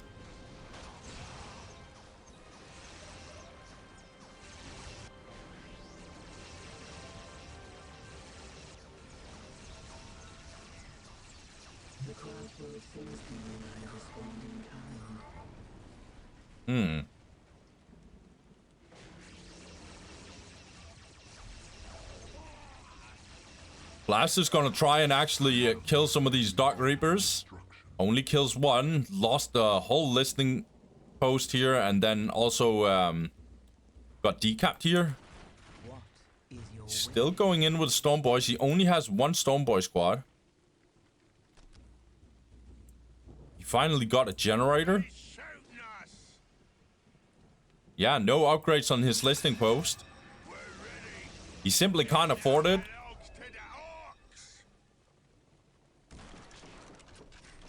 I mean, Ataraxia is probably... Yeah, he's going tier 2. And this is going to be very, very, very, very tough for Blast.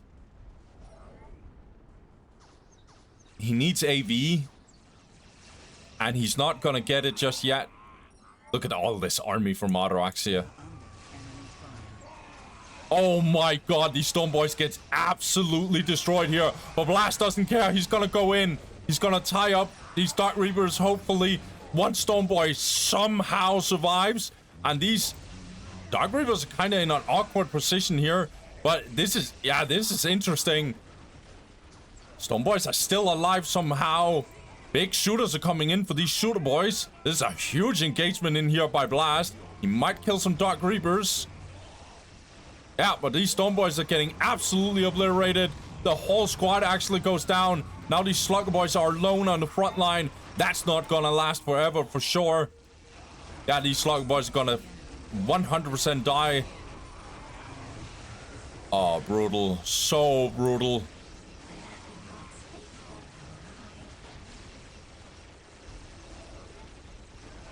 Harlequin now nah. Nah. Blast is not gonna cut it. In fact, he even says GG. He knows it's over. Oh, damn. God damn. So Blast and his strategy here. I don't know. I think Ataraxia came in here with a relatively smart plan. Well, I don't know if it was a plan, but he definitely reacted to this situation really well. I don't know if... I think he went Dark Reaper and then Farseer. Yeah, Farseer second. That was a good choice. He knew that he needed the Farseer against the Big Mac. Normally, that's actually normal to do in this matchup. To go for one Dark Reaper squad and then Farseer, and then you can go other Dark Reapers. But yeah, Blast went hard. Like, really, really hard. I don't know, man. Like, I feel like he used a lot of resources to do some stuff over here. And I know why he did it. It's just... It delayed his Storm Boys a lot. And he needed the Storm Boys. I think he was a little too impatient here. But yeah, also, Ataraxia was just too solid. Like, way too solid. He just doesn't lose his units. He didn't even lose his guardians. Well, I think he lost one Squad. at some point. Yeah, he lost one guardian squad, which is definitely a thing, don't get me wrong, but it's just not comparing to the Slugger Boy wipe that happened over here. So many shooter boys dying left and right, and when he lost his Big Mac, the game was 100% over. It was already looking a little iffy for Blast. Also, this play down here was questionable. Yeah, I think Blast was very impatient in this one. But he's also playing against Ataraxia, who just doesn't make many mistakes. And he knows that if I just keep my head cool, I'm not going to lose this one. But yeah, sadly, Blast is out. He also came pretty deep into this tournament. I think this is really well played by him. But Ataraxia, he takes this one. And Ataraxia, he is going up against Frenetic. Which is going to be the next game that we're going to watch. So well played to Ataraxia. He now gets a chance to go up against Frenetic to see who's the better Eldar player of the two. And yeah, let's get it, guys. All right, guys. Frenetic versus Ataraxia. Eldar versus Eldar.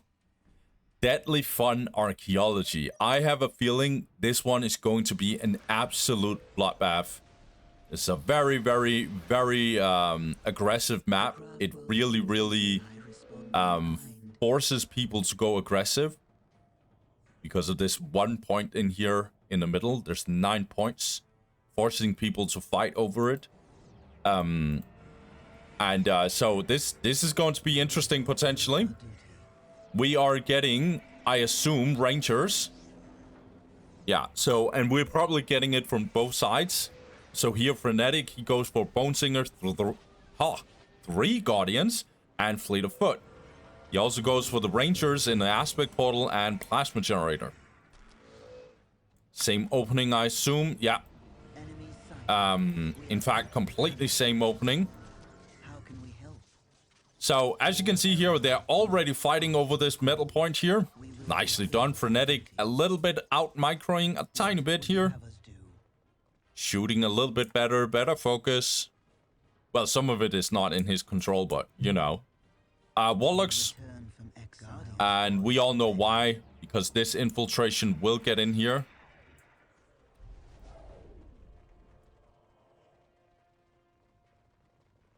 All Eldar must answer the call.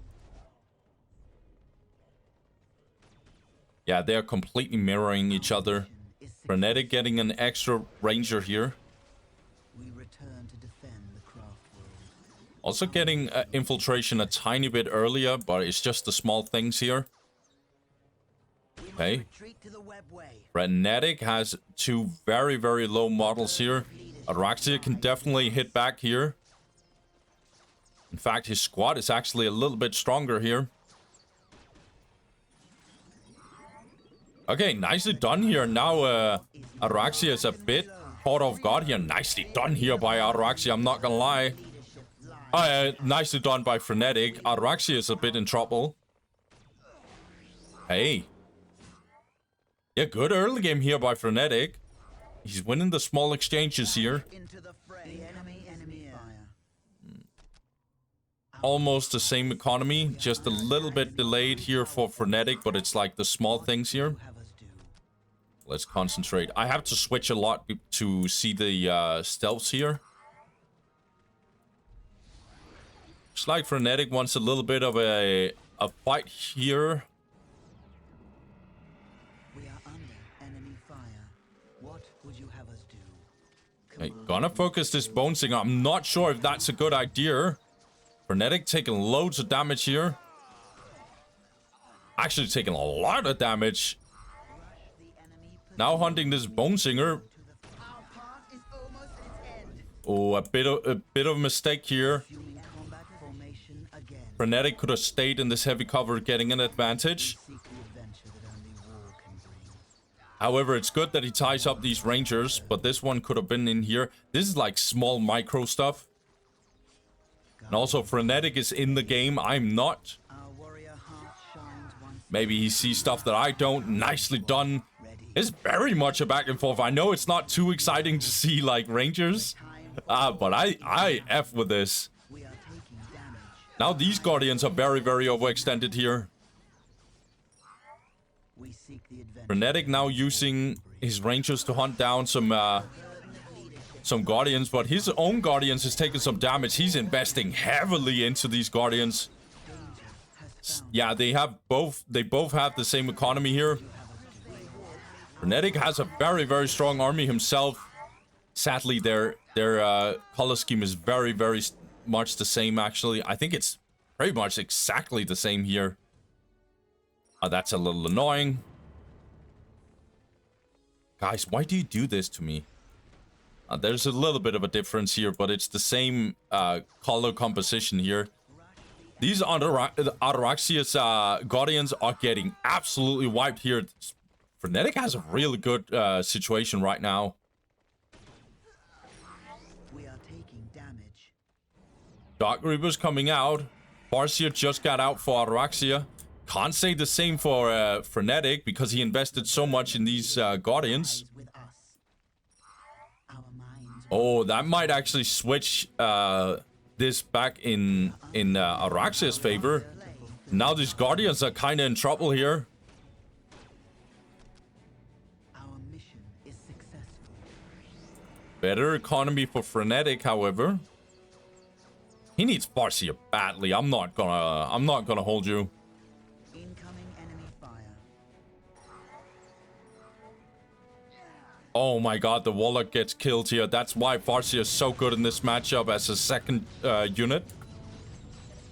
One-shotting the Warlocks can be very, very detrimental.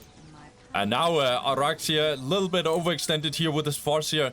I like this game. This is very much a different kind of game, but I kind of F with it. I'm not gonna lie.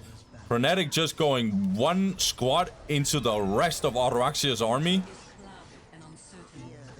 These Guardians are now being buffed here, and Guardians are kind of... Oh my god, what a disruption here by Ataraxia. Very good, and suddenly these guys are caught off guard a little bit. Looks like Frenetic is using his Bone Singers to join the fight here. This Farseer is absolutely carrying this whole fight. Just one woman army going absolutely ham. Frenetic is now getting his Farseer here. He has a way better economy than Ataraxia, I will just say so. Now we have one massive fight here, and Ataraxia, on the other hand, has a way stronger army. His Dark Reapers is doing the big difference here. However, in comes Frenetic's Farseer. This is very much a back and forth. It's a very different kind of back and forth. Ataraxia's Farseer is way lower than Frenetic's Farseer. The darkness has passed. The enemy position. Fear the judgment of the council. But I think Ataraxia's Farseer has definitely paid off. This whole Guardian squad is getting wiped. Looks like Frenetic wants a little bit of revenge for that. Is he getting some Dark Reapers? I think he should get some Dark Reapers for sure. He gets plasma grenades, but he just lost a... Yeah.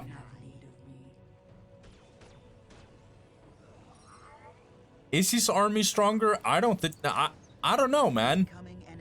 Oh my god, I didn't see. Sorry, guys. We have tier 2 for Ataraxia here. Can we say the same for Frenetic? Not yet, actually. God, I'm so focused on the fight. Sorry, guys. I hope you can forgive me. But that is huge. That is absolutely massive. Having this Harlequin get out here. Nah. Frenetic? Spoiler alert for you, my mate. You are in trouble. Get the hell out of here. Oh my god. No. Oh my god, what an absolute brutality here. Harlequin is absolutely going to destroy this. What a pathing mistake here. The whole Ranger squad just went down. Nah, this game is over. Holy, Frenetic just got absolutely destroyed. Oh my god. Jesus.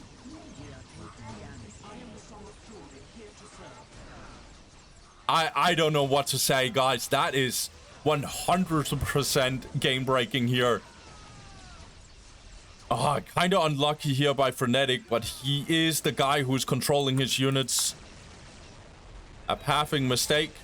This usually happens when you click a certain way and you order your units to walk over here, but it just means that the units are going to find the fastest way to get there. But sometimes that way is way more risky than the way you should take. And now Fire Dragon. Yeah, this game is over. Like, I'm sorry, but this game is over. Good Psychic Storm, but it's not gonna cut it.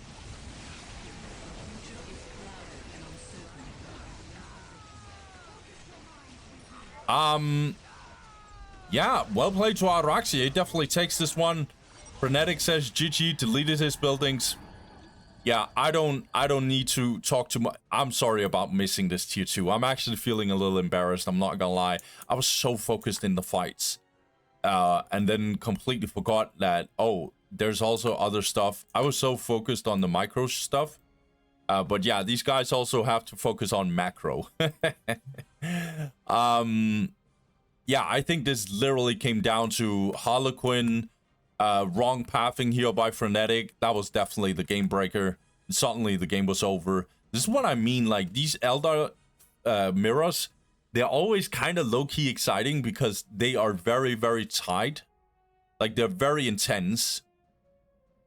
And like a lot of stuff can happen. And a lot of stuff is fast. A lot of stuff is like ridiculous. Every little small detail is very important in this matchup. And yeah, this was a huge error on Frenetic's side, which basically just broke the game for him. I think he had a chance if he didn't, if this didn't happen. Ataraxia was definitely ahead in terms of going tier 2.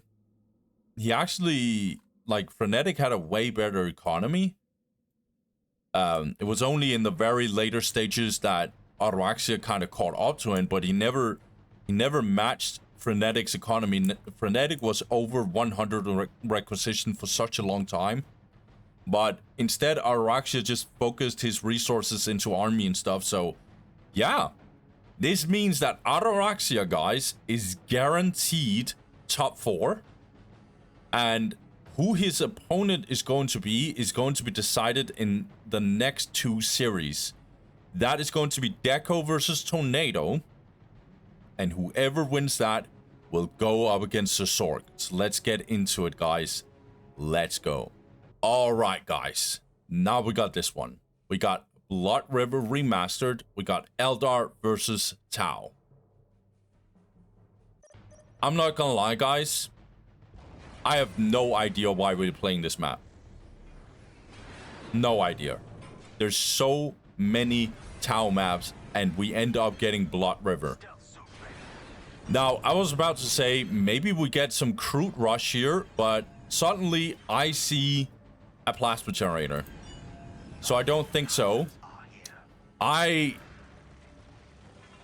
I'm not gonna lie, maybe I'm missing something, but Tornado is not afraid of going... Yeah, he's not afraid of going this map against Eldar. So I could be missing something. But I just think Dark Reaper Rush is very, very good on this map. It's a short map. And also, jumping units and stuff is not very effective for Tau on this one. But yeah, it is what it is. I just think there's better maps for sure. But regardless though, Tornado, he goes for his signature opening. 2 stealth teams. Earthcast Builder. 3rd stealth team. Jetpacks. Tau Barrack. Plasma Generator. Tau Commander. Deco. Standard opening, I see. But with Dark Creepers.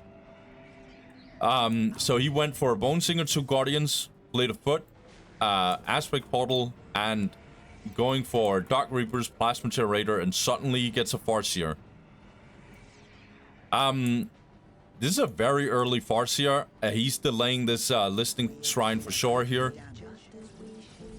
And actually instantly went this Warlock as well. So this basically just meant that this got cancelled.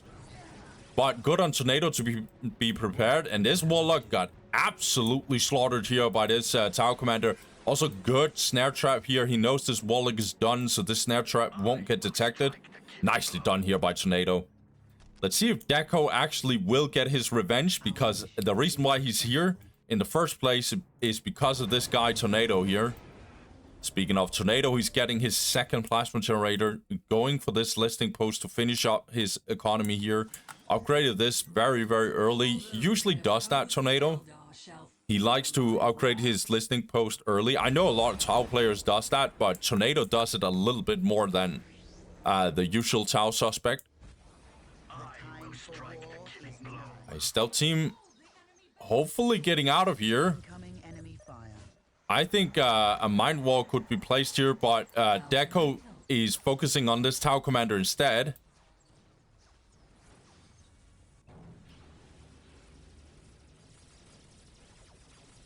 Yeah, now the stealth team is kind of exposed here. It's definitely gonna go down, I think. No.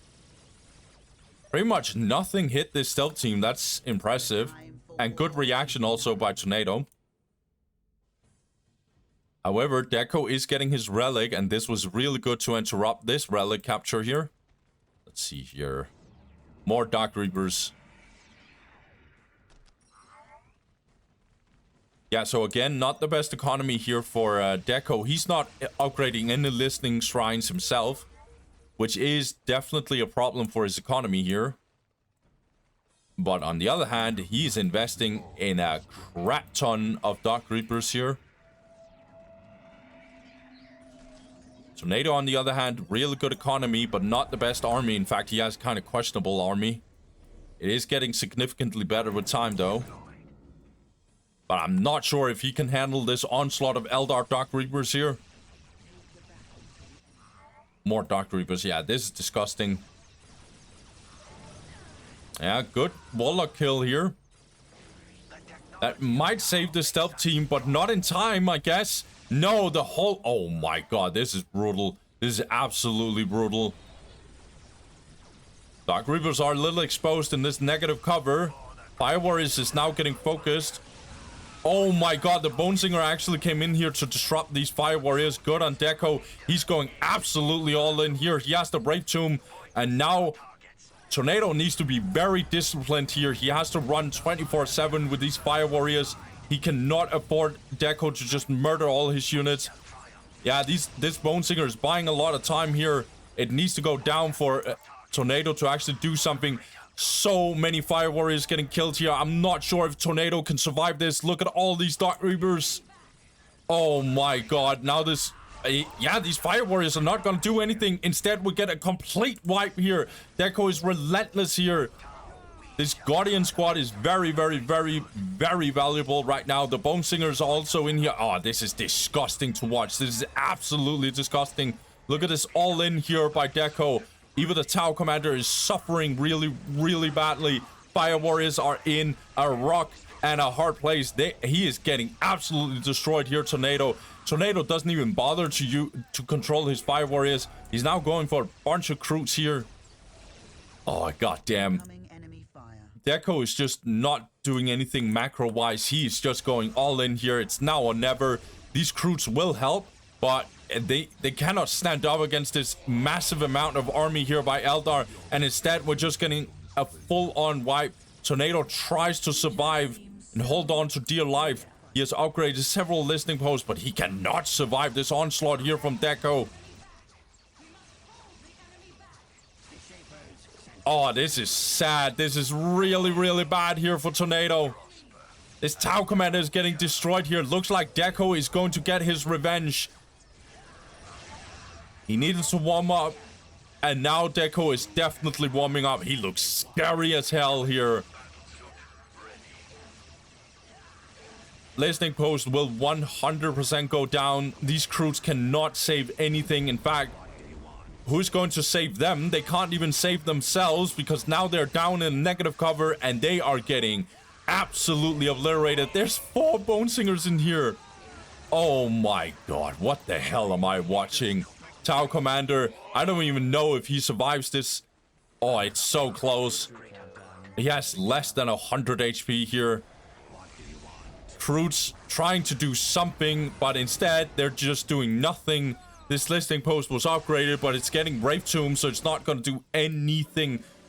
Desperately, Tornado is going for tier 2, but he's not getting any valuable stuff out of that tier 2. It is over, guys. Even the Tau Commander somehow got killed by these Dark Reapers. Yeah, GG. Yeah, GG. Tornado doesn't even say GG himself. Ow. I'm sorry, but this map is just not good. I might be like trolling here and stuff. Maybe I just don't know, but Blood River is usually not a good Tau map. Elder, on the other hand, Blood River is an amazing map. I don't actually think there's a race on this map that can actually match Eldar. I know IG has some like opportunities maybe, but it's just too disgusting of an Eldar map. Yeah, so this was really well played here by Deco. He was smart about it. He went all in. He didn't just macro and stuff. He didn't play safe. Nope.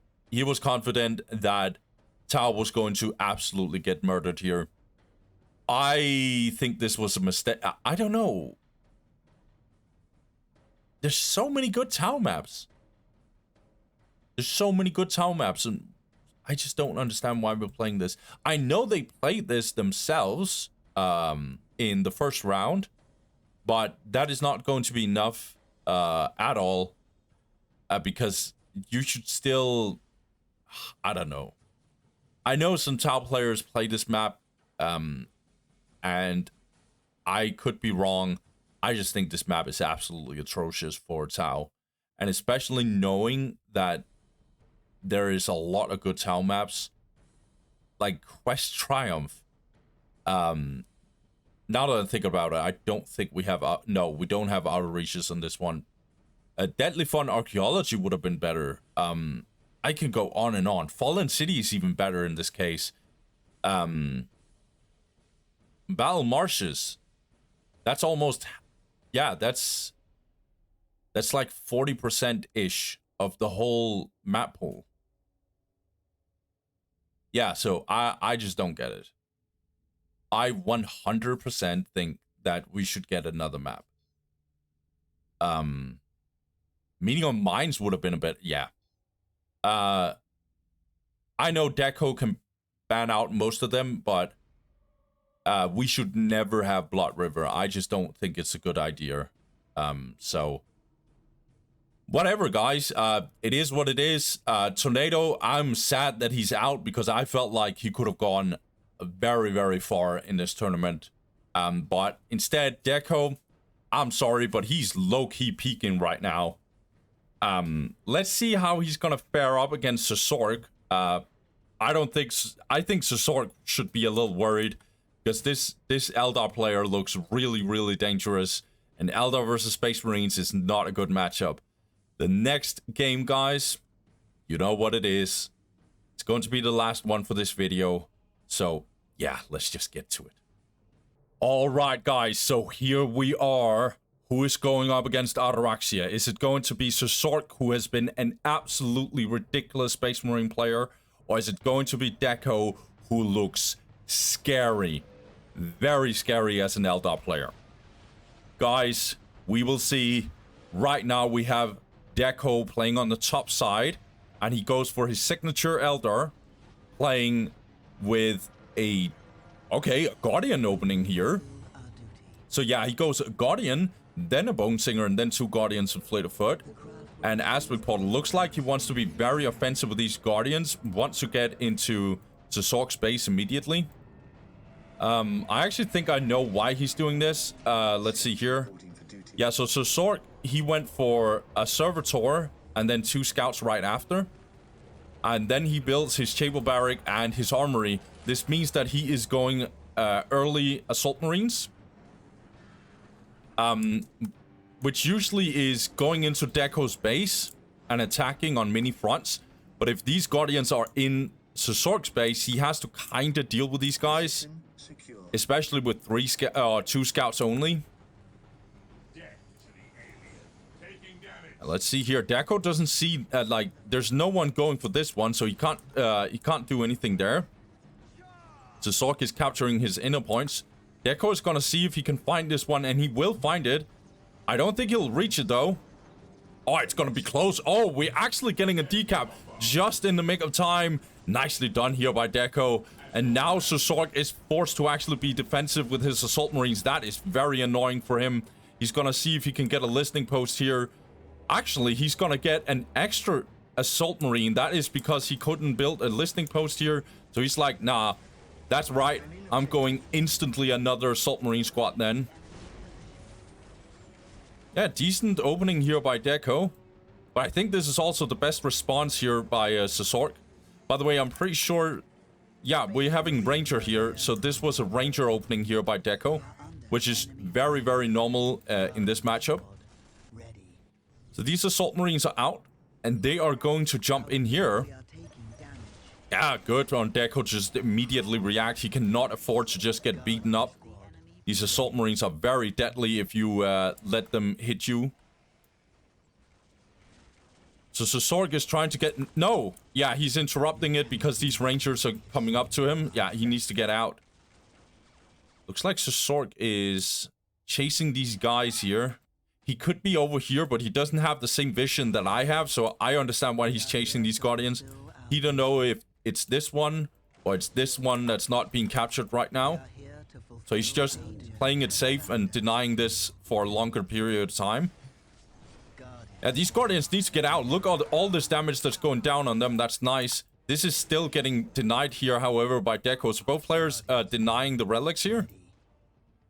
So let's see here. So Sork is trying to get this relic here. Meanwhile, these scouts will hopefully get this. Actually, this, yeah, heavy bolts turret being built here. So Sork wants to be sure that this Ranger squad is not going to destroy him over here.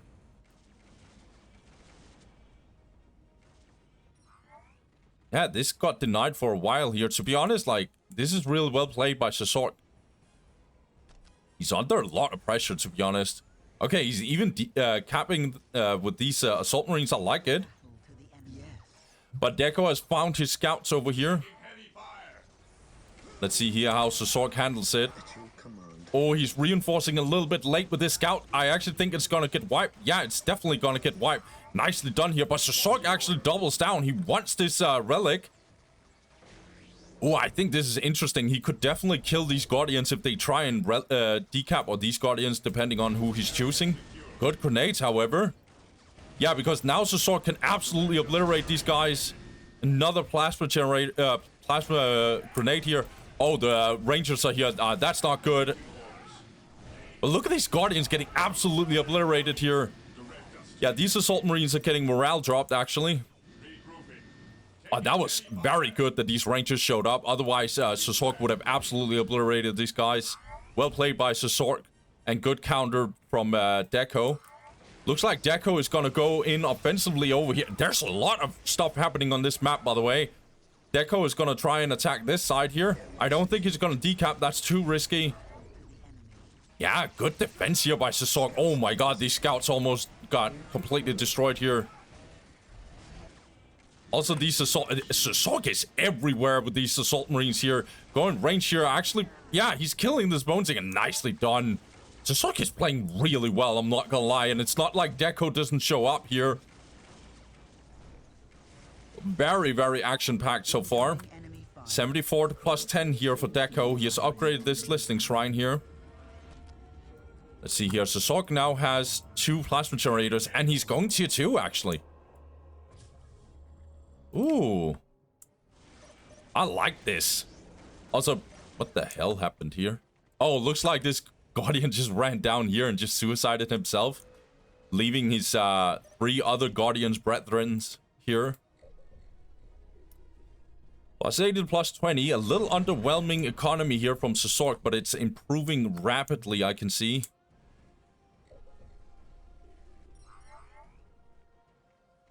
Okay, so Sork has a pretty decent army here. He has these Rangers. He has 1 Dark Reaper squad. He has 3 of his Guardians up still. Okay, looks like... Oh my god, good response here by Deco. Looks like Sork is gonna double down here. These plasma grenades here are so good. Okay, interesting. Nicely done here by Sork. He is chasing these guys. Feel like he's over chasing a little bit. He already lost an assault marine.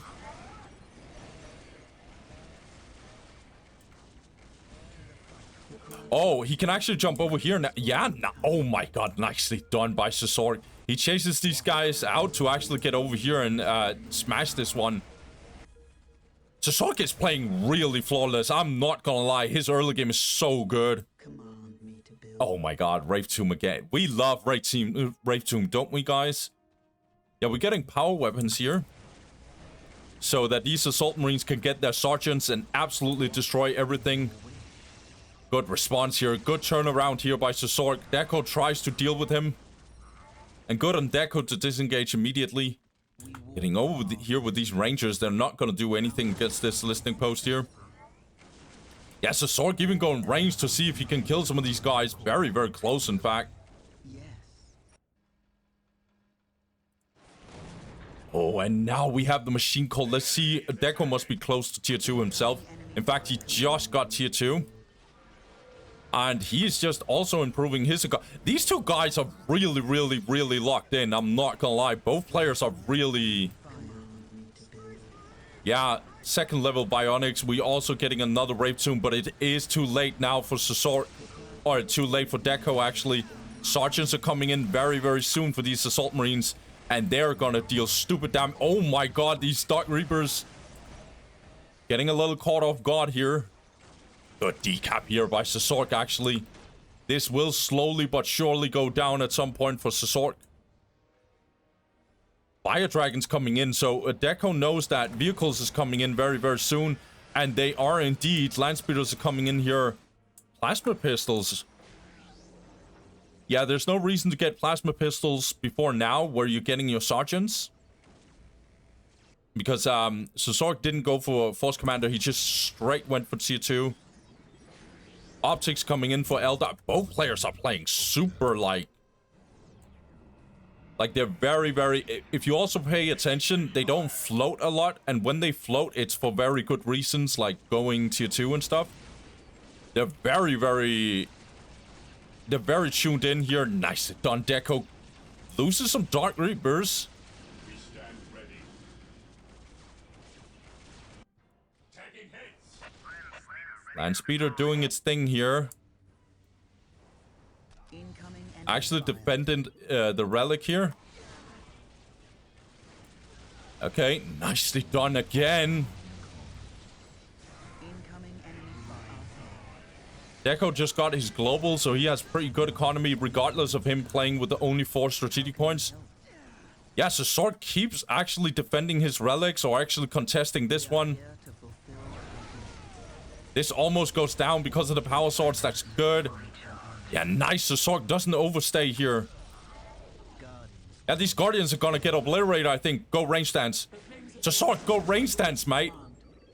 Oh my god, he doesn't get it. Or does he? Okay, nicely done. These Guardians actually got killed. Aye. This is a back and forth already. Wraith Lord just got in.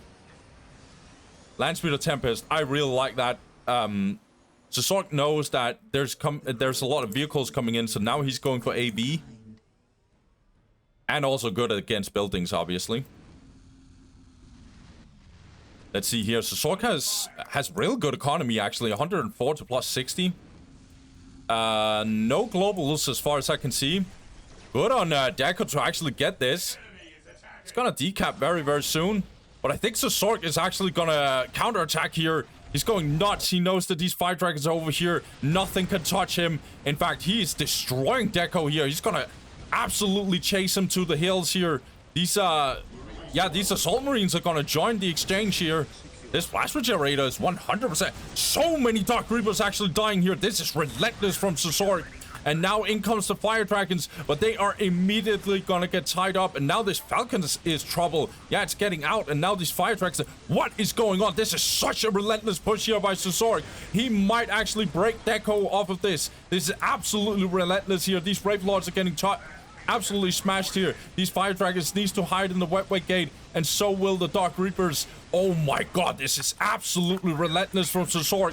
He's gonna go for this Wraith Lord now. It's probably going down here for sure, actually. But in comes the fire dragons here. It's gonna absolutely destroy this. Oh my god, the Land Speeder Tempest went down. So did the Wraith Lord. Nicely done here by Deco. He controls his Dark Reapers and fire dragons amazingly. Oh my god. I don't know how. Yeah, Deco just turned it around. He destroyed these land speeders. Well played by him using this wetway gate to the max. Oh my god, this game is absolutely ridiculous so far. This is very, very action-packed, guys. I cannot even tell you how well these guys are playing so far. Tactical Space Marines is out. Okay, we're getting more Tactical Space Marines and a Rhino. Enhanced optics again, good for the assault marines and the normal space marines. These guardians are dead. No doubt about it. Oh, we actually got a decap here. First global coming in here for Sork. Both these players are absolutely killing it.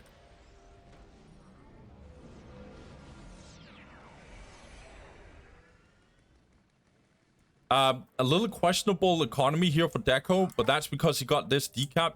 If you're thinking about it, look how he only has 2 unupgraded listing shrines, and then this is upgraded listing shrine, a war shrine, I should say. And this just means that he still has 85. That's because he has ridiculous globals. I think he has both globals, to be honest. Yeah, otherwise this wouldn't be a possibility. That is huge. That is absolutely massive. So globals are real good, guys.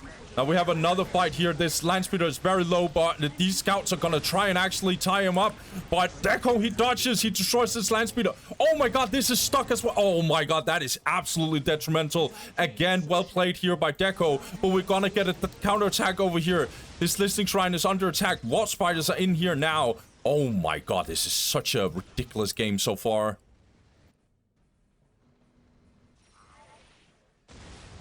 What spiders was very, very smart.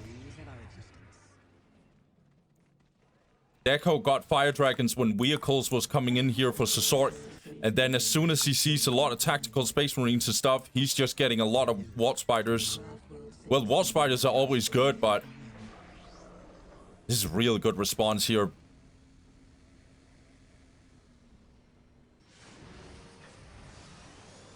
Is he going for... Oh, Hellfire Dreadnoughts.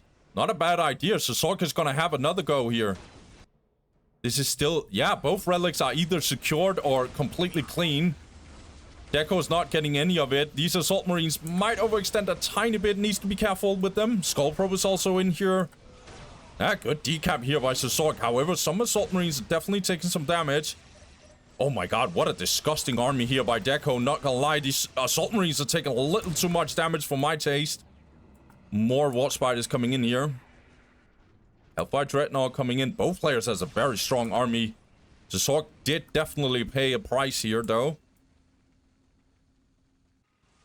Oh, looks like Deco is actually making a little bit of a cross-map play now. Now it's him who's making the cross plays. Nicely done. Someone needs to deal with these fire dragons for sure. But looks like Sork is actually going in here. Yeah, he sees this engagement over here, so he's going to engage himself. These Wart spiders are very... Yeah, they're caught here. These Wraith Lords are also kind of taking some damage, but the Rhino actually went down. And these Assault Marines are taking so much damage, actually. Needs to be very, very careful here, Sork. He needs to go back. His base is in shambles very, very soon. But his assault marines here are taking so much damage. In fact, they're probably getting wiped here. Yeah, and Wraithlords are still in here. Looks like Deco is going in here. There's no Rhino right now to actually save Sork. He puts down really good grenades here. Oh my god, everything is kind of going down here. Deco is absolutely relentless here. This Sork needs to get the hell out of here. Oh my god, finally actually got the Rhino here. Looks like this Falcon got denied over here. It's gonna make a push here. It's gonna flank here. Looks like, yeah, Sork needs to get the hell out of here. This Rhino cannot afford to go down. This Hellfire Dreadnought is probably gonna get focused here. It might actually go down. Fire Dragon's so effective against this Hellfire. Oh my god, this was a huge play here by Deco, and somehow Sork survives. Okay, Chaplain is out. Okay, looks like Deco is going in here. He's teleporting straight in here. But good shout ability here, dropping the morale of these Watch Fighters. Looks like, oh, Space Marines are going in melee here. Assault Marines are going to tie up these Fire Dragons. These Watch Fighters needed to teleport out here. These Watch Fighters are taking so much damage. Fire Dragons can't do much. However, this turret went down. What am I watching? This is such a bloodbath. We have the Harlequin in here. Grey Knights are now coming out to the rescue here. Looks like these Assault Marines are single-handedly on the front line. So many Space Marines dying. So many Wasp Fighters dying. This is such a massive bloodbath. What am I watching right now? This is very much a back and forth. I think Deco is kinda taking too much damage here. Space Marines somehow is holding on. What an absolute amazing fight. This was a complete bloodbath right here. Oh my god.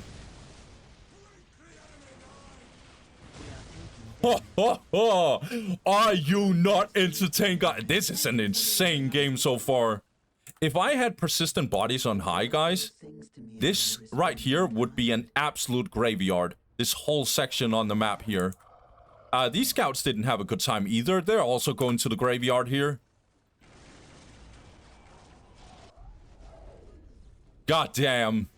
When this engagement happened here for Sork, I thought Deco was probably going to lose. Then Deco made this engagement here, and when he went in here, I was like, okay, maybe Sork is going to lose this one. This is a sick game so far. Okay, let's take a little bit of a breather here. I know we still have a back and forth, but not something super crazy is happening. So let's see here. Deco is 108 to plus 59. So Sork is 109 to plus 79. He just got his Sacred Artifact. He's going for Librarian. Taking damage. Rhino transport deployed. Okay. By the Emperor it shall be so. Move out. Commander Veteran upgrade here. Good. Reducing cooldowns for especially the Librarian, but every single ability for the commanders is getting reduced a bit. And then HP increase for sure as well. Deco has such a strong army. These Watch Spiders are also upgraded with optics. My powers are yours to command. Rebuilding the heavy bolter turret. Looks like Deco is gonna go in here. I think Sork will 100% respond. He has a very strong army to do so. Yeah, this listening post is 100% going down here. Sork is gonna catch him here, I think. Oh, maybe not. Now Deco's gonna make a... Oh, maybe this was a bait, to be honest. These Wraithlords are getting out, and yeah, he's... Oh my god, these Wasp Fighters can just teleport out. Good attack here. He also took away this. Oh my god, and now this listening post is probably going down. Now, Sork needs to respond to this. He cannot afford these Fire Dragons to just go nuts here. Yeah, nicely played here by Deco. Someone needs to deal with this. But... Sork? I think you need to get out, mate. Oh my god, his Rhino actually went down. It's going to be a big fight here. Massive smite ability right here. Oh my god, this Watch Fighters got absolutely obliterated here. Oh my lord.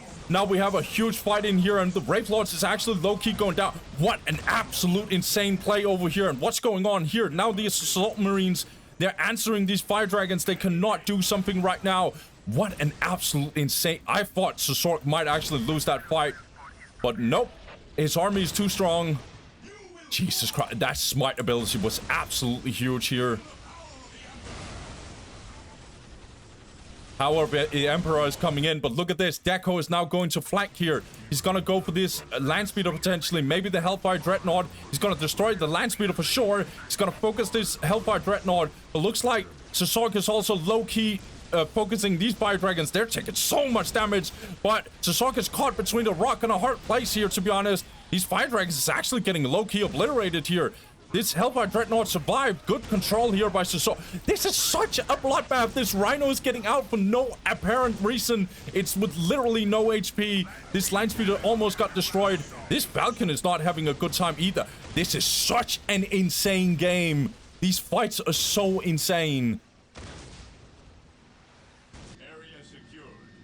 Jesus Christ. This is such a bloodbath. I cannot even comprehend what's going on here. The Sork is going to go in here. He's going to probably destroy this wetway gate. If you have melter bombs, he can probably do it. He has tier 3 now here. Maybe melter bombs here. No. Deco actually goes in here. Yeah, so Sork has to leave. Good defense here by Deco. These players are just playing peak Dawn of War here. Sazork took so much damage with his economy here. He lost both relics and the point behind his base here. But he's going to go in here apparently again. This Rhino for sure went down. He had almost no HP. Tier 3 for Sazork. That is huge. Deco is also tier 3 because he just got these Seer Councils here. Both players are just, I don't know, Wart Spider equipment also getting in for these Wart Spiders. That's going to be very, very good. Yeah, it looks like Deco wants this fight for sure. He's going to go in with the Seer Councils here. I think Sazork probably has to disengage here. I think Deco's army is a bit too strong. In fact, it's very strong. That's so many Eldar units with upgrades and stuff. Yeah. Sazork needs to get out. He actually goes over here though, and this is just such a back and forth right now. This wetway gate went down. Sazork knew his timing here. He's now gonna go for this Listening Shrine. Level 2 optics just got in here for Deco. His army is going to slap so hard you wouldn't even believe.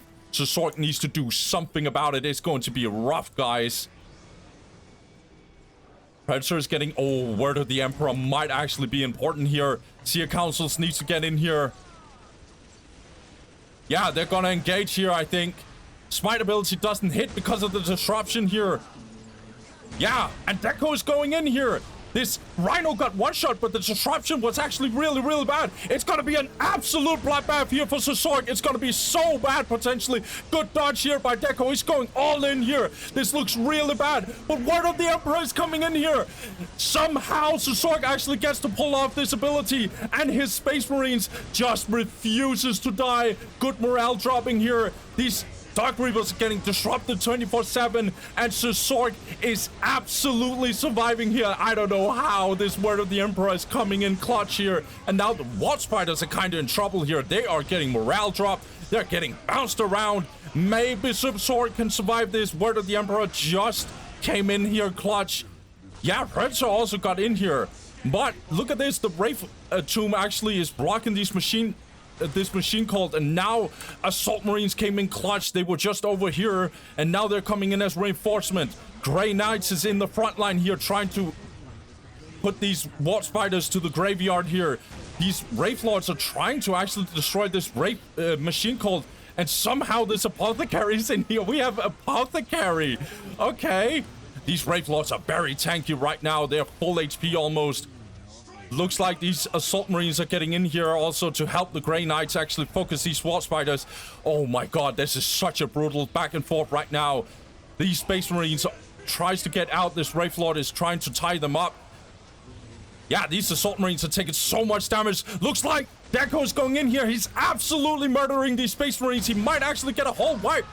Are we getting a wipe? Yeah, we're getting a wipe. Librarian's going down. Every single unit going down. Sergeant is going down. Looks like this Predator is also going down. Deco is hitting back hard.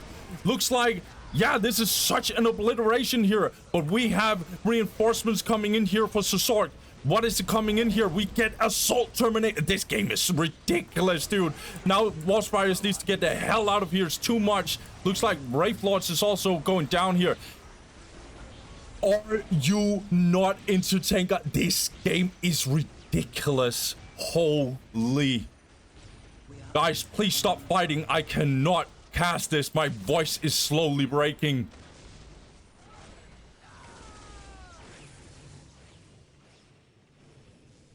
What the fuck is this game, dude? Okay. Time for a breather. Stop fighting, guys. Please, just give me a minute. Just 1 minute, okay? Let's assess here. So Deco, he's 97 to plus 70. He lost a lot of units here. He's recovering a lot, getting some more Wall Spiders, getting the Wraith Lords as well. He needs some AV for sure. He has 103 to plus 69 economy. That's pretty good still. Kind of the same economy here for Sork, actually. Looks like he's getting some scouts. He wants to get some more map control over here, I think. Can also decap this.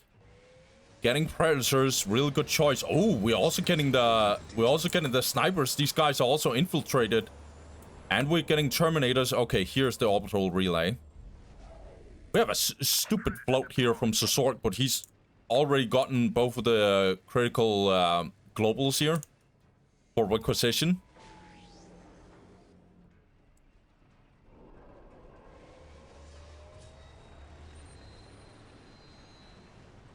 Okay, my voice is really struggling, I'm not gonna lie, guys. But we might get another really brutal push here. Sork wants to end this game if he can. I'm not sure if he gets to do it, by the way, because Deco has a ridiculous army here. Looks like he's kind of going to fight over here or what? But your base is kind of going down here, Deco. Yeah, he's turning around. Ain't no way. Getting the Seer Councils his way. He has a pretty decent army here, but I feel like he's getting hard pushed here by Sork here. But his army is pretty good. He has 3 Vault Spiders right here. Seer Councils might actually engage here. Yeah, Deco can't afford more engagement in here. He can't afford Sork just pushing his base. Wraith Lord is gonna focus this Predator here. And yeah, these Bone Singers are actually going down, so these Wraith Lords are a little exposed, but this Predator is taking loads of damage here. Looks like Deco might actually take this fight. I think he has the opportunity. He's going in here, and he's gonna focus this Space Marine squad here. Yeah, but now in comes some reinforcement. Good shout ability again from the Chaplain here. This is such a bloodbath right now. What are we getting here? We're getting normal Dreadnought right here. I don't know if there is a good response here, but I'm not sure. Deco has such a strong army right now. It's very much a bloodbath. I cannot even see what is going on here. Clicking on the wrong map. Clicking on the wrong button here. Right now we have very much a bloodbath here. I can see everything from here. Looks like the Assault Marines are gonna try and tie up these Wraith Lords. This Predator is exposed. Actually, Sork is low-key losing this one. Assault Marines is on the front line. They're gonna get completely obliterated. Seer Councils are so effective right now. This Predator is gonna go down for sure. Dreadnought is alone on the front line. It needs to get the hell out of here. The Servitor got dropped in here, but it's not gonna do anything. It's not gonna save this Dreadnought. Yeah, now Deco just won this fight. What is going on, dude? Get the hell out of here, Sork, before you do something stupid, mate. Another Dreadnought coming in here for Sork. He's gonna rebuild his Predator. Oh my god, he has some Terminators in here. Deco might actually do the re-engagement in here. Oh my god, he wants this fight for sure. Yeah, he definitely wants this fight. 6 minutes until taking hold victory. But Sork is hiding some Terminators in here. He got some snipers here. Baron is alone here. Yeah, Deco wants this fight for sure. I can see a teleport coming in here. Where is it gonna hit? He's gonna teleport in. He's gonna absolutely focus these scouts here, and they are getting completely obliterated. Librarian has to run for his life here. This Scout Marine squad is also dying here. Now, in comes the Terminators. Sork has had enough. He's gonna throw everything that he got here on Deco here. He's had enough. Now these Seer Councils is on the front line alone here. Looks like these Assault Terminators are absolutely obliterating these Wall Spiders. Seer Councils are gonna go even deeper here, but these Terminators are absolutely obliterating these Dark Reavers. In comes the Dreadnought. I think Sork is absolutely obliterating this fight. What am I watching? Oh my god, these Seer Councils is alone on the front line, and they are gone. They are absolutely gone. Deco has to run for his life. He has to lick his wounds. Ain't no way he's gonna recover from this absolute massive jerkonaut of a ridiculous army right now from Sork. I don't even know what I'm saying right now. This game is so insane. Oh my god. Okay. Dreadnought is going in here. Gonna focus one of these Wraith Lords here. But the Wraith Lords is just bashing out on it. Yeah, this Dreadnought will go down. Deco tried to get this. At least he tried to get something.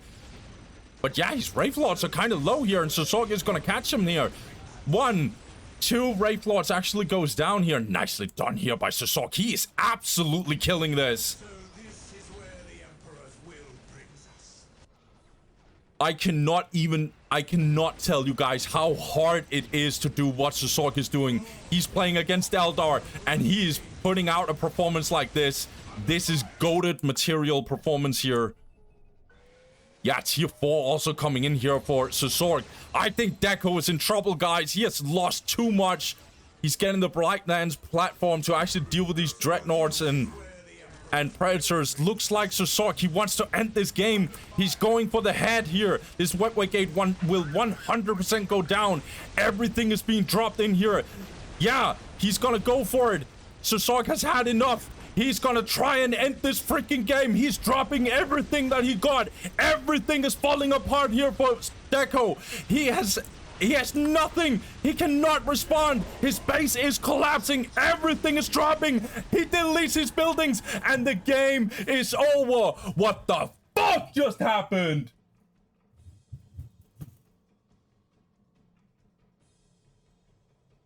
Fuck, dude.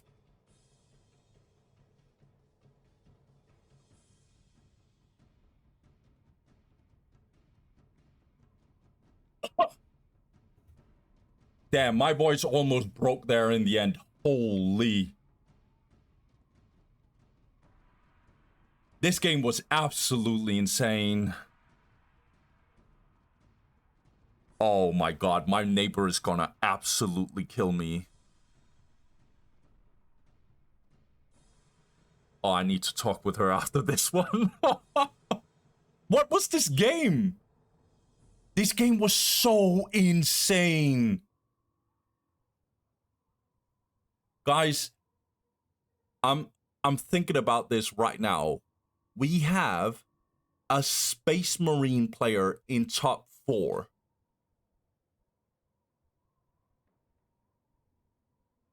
I don't know what to say. I don't know what to say. This was absolutely insane.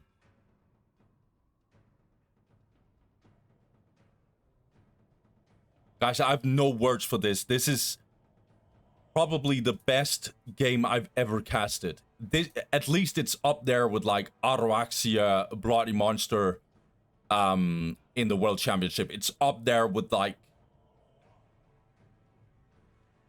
Yeah, I actually think this is the best game I've ever casted. This game was so insane. This game was so ridiculous. Oh my god. And it's not even like Deco played bad. He played amazing. Like, there's many times where Sork went ham and somehow Deco outdid him, outjuked him, everything, like, and still Sork just...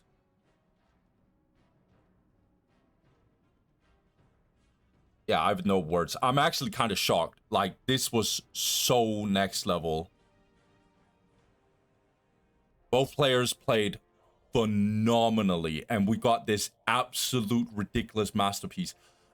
I don't know how it sounds on YouTube, but my microphone probably is really... I don't know if my microphone is, like, gonna handle the way that I shouted in this one. I cannot even, like... I don't know how you can be, like, I don't know how you can watch this game and not go nuts. I don't know how. This was so insane.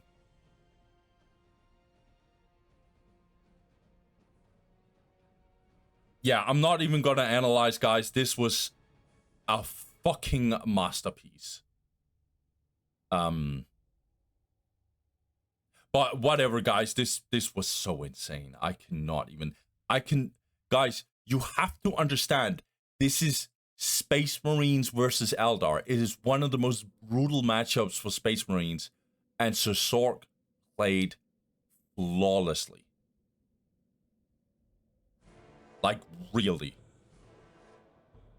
Honestly, guys, I'm so happy we got this game. I've really felt like we needed some games that was a really high level, and this one was no different. Guys, I'm just gonna wrap up this one. I'm so happy we ended on this one. I will just say thank you guys for watching. Have a good one. Peace.